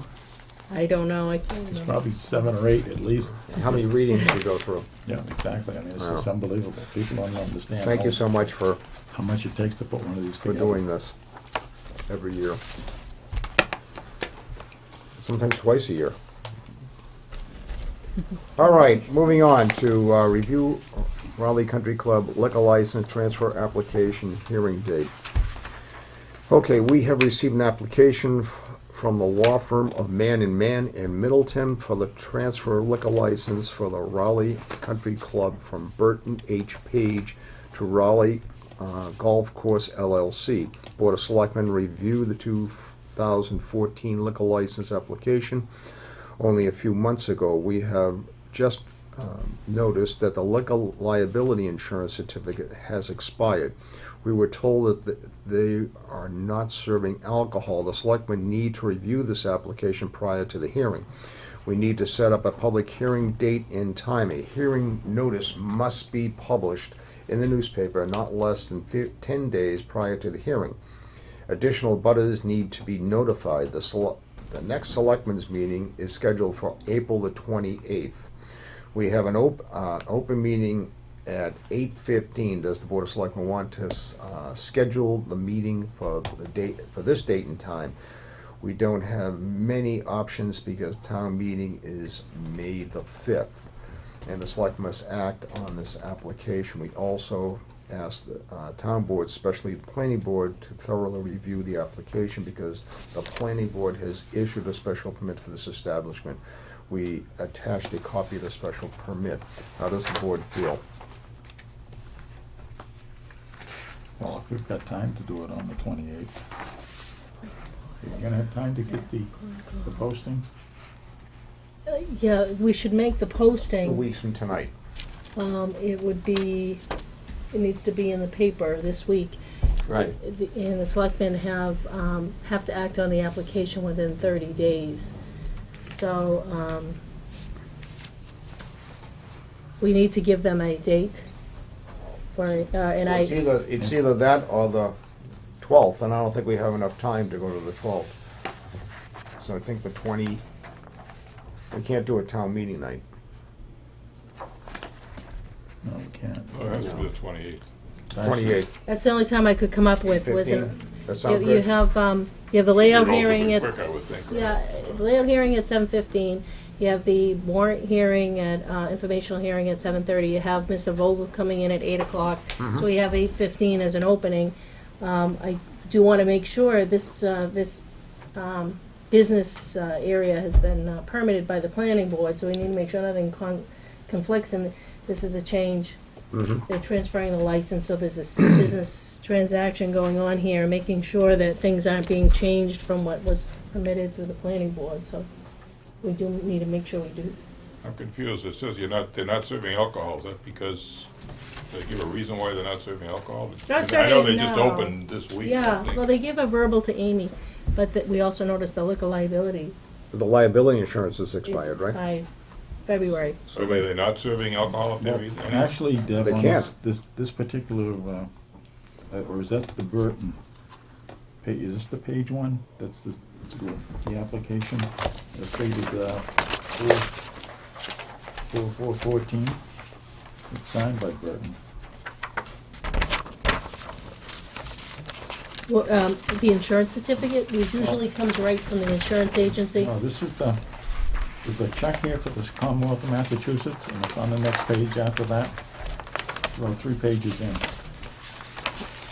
Because they're saying down at the bottom here, type of license is restaurant, and then license category is wine and malt beverages only. And it says transfer of license, so I'm assuming this is their application for the transfer. It's a new company, yeah. So they are checking off the category wine and malt beverages. Down under number 4. Yeah, that's what they're, this is the application for the transfer. Okay, so they are gonna be serving, Well, we're told they're not serving now, oh, okay. because they don't have a liquor license. Burton Page has the liquor license, he has the renewal on it. Okay, So he's going to transfer the So license. the new guy's already running the operation without, It's, he can't serve liquor because he hasn't transferred the license. that's right, Okay. okay. and Burton Page hasn't turned I in was the I license. thought they were gonna say that we're just gonna run the restaurant, rather than a restaurant and Yeah, alcohol. yeah, no, it's a liquor license transfer, but we just need to make sure, going through this application, that if there are any changes, we need to make sure the planning board reviews it. Okay. So the 28th is good, everyone? Okay. Yeah, that works, it'll be good. We need a motion for that, and have a motion? I'll make that motion. Have a second? Second. Any discussion? All those in favor? Aye. Aye. Okay. It's set.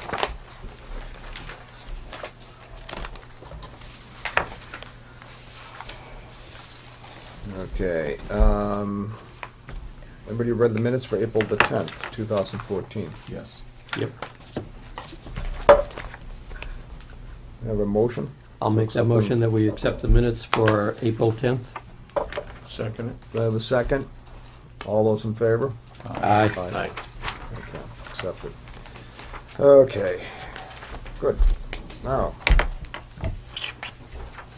announcements. The town has the following vacancies: Council on Aging, 1 seat; Conservation Commission, 1 seat; Finance Committee, 1 seat; Fence Viewer, 2 positions; Wood Lumber Bark Inspector and Zoning Board of Appeals, 2 open seats. For more information on these positions, please call the Selectmen's office at 948-2372. For your 75th anniversary, Yes, we're having, there will be a meeting this Wednesday night in the library at 7 o'clock for the committee on the parade. On Saturday, September 6th, we're planning a parade at approximately 11 o'clock or thereabouts. And anybody interested in planning for floats or bands, or anybody interested in helping out, we'd like you to come to a meeting at the library Wednesday night, the 16th at 7 p.m. thank you, Joe. Okay, the battery recycling box is located at the town hall, right out here in the corridor, and also at the library. Have any A batteries, C batteries, anything, put them in a little plastic bag. Great way to be green. Don't want to throw these batteries in a landfill. Just throw them in a little plastic bag, put them to the side, and bring them down here to the town hall or over at the library. One Book, One Community program hosted by the Raleigh Public Library. It's in progress right at this moment. And there was a mailing on that to everybody's house, and we hope that the town will support that. Yes. Raleigh Food Pantry has needed donations. The Raleigh Food Pantry is open Tuesdays from 10 a.m. to 12 p.m. and Thursdays from 5:30 p.m. to 7 p.m. Ladies, I saw the ladies this morning, and they told me they were so happy at the turnout of the Scouts. The Scouts, there were bags, I think this past Saturday you saw them. They were out almost everybody's mailbox. They told me Lot of stuff. there was with so it. much food that they gathered that they had it outside lined up. They were so grateful, the people of the food pantry. So all of you out there that took part in that, and especially the Scouts for doing what you did, there's great appreciation through the town, and everybody out there that took part in it. Thank you so much from the food pantry ladies. They are so pleased. They were so tickled when I talked to them this morning about the turnout. So again, thank you so much, and I think it's a great way of for the community to come together and to help those less fortunate. So again, from the food pantry, thank you so much. Okay, town meeting will be held Monday, May the 5th, 2014. At what time? 7:30, correct? 7:30. Town meeting warrant information meeting will be 2 weeks from tonight, April 28th. It'll be at 7:30 at the town hall here upstairs. Okay. Water customers need to call the Pennachuck. Gee, having a tough time tonight. Pennachuck, and this number you've heard before, 1-800-553-5191. Now for billing, payments, and customer service. Okay, prescription drug take-back day, which is Saturday, April 26, 9 a.m. to 1 p.m. at the Raleigh Council on Aging. That's a very good program also. Yes. If I could make a Yes. comment on that, it's very important not to dump the drugs down into drains or dispose of them otherwise. Take advantage of this Saturday at the Raleigh Council on Aging to properly dispose of any drugs that have expired, and so that we can prevent any pollution to the Yes. water supply. I mean, 1 or 2 pills doesn't seem like much, but if everybody starts to dump them, there's a problem. Okay, compact fluorescent light bulbs may be recycled at the Raleigh Municipal Light Department. And we are talking about the small bulbs, not the fluorescent tubes, okay? Only the small bulbs, the CFLs, okay? The light bulbs can be brought down in a plastic bag, put them in a plastic bag, and drop them off during normal business hours at the Raleigh Municipal Lighting Plant, okay? Again, put them in a little plastic bag, these CFL bulbs, not the long fluorescent tubes. So if you could do that, that's another way of being green, okay? So, no further ado, any other things, anything else? Okay, I'll with that, make a motion, we adjourn. I'll You read- second that motion. you read my mind, guys. All those in favor? Aye. Good night, everyone. We'll see you in 2 weeks, and have a great Patriots Day. Good night now.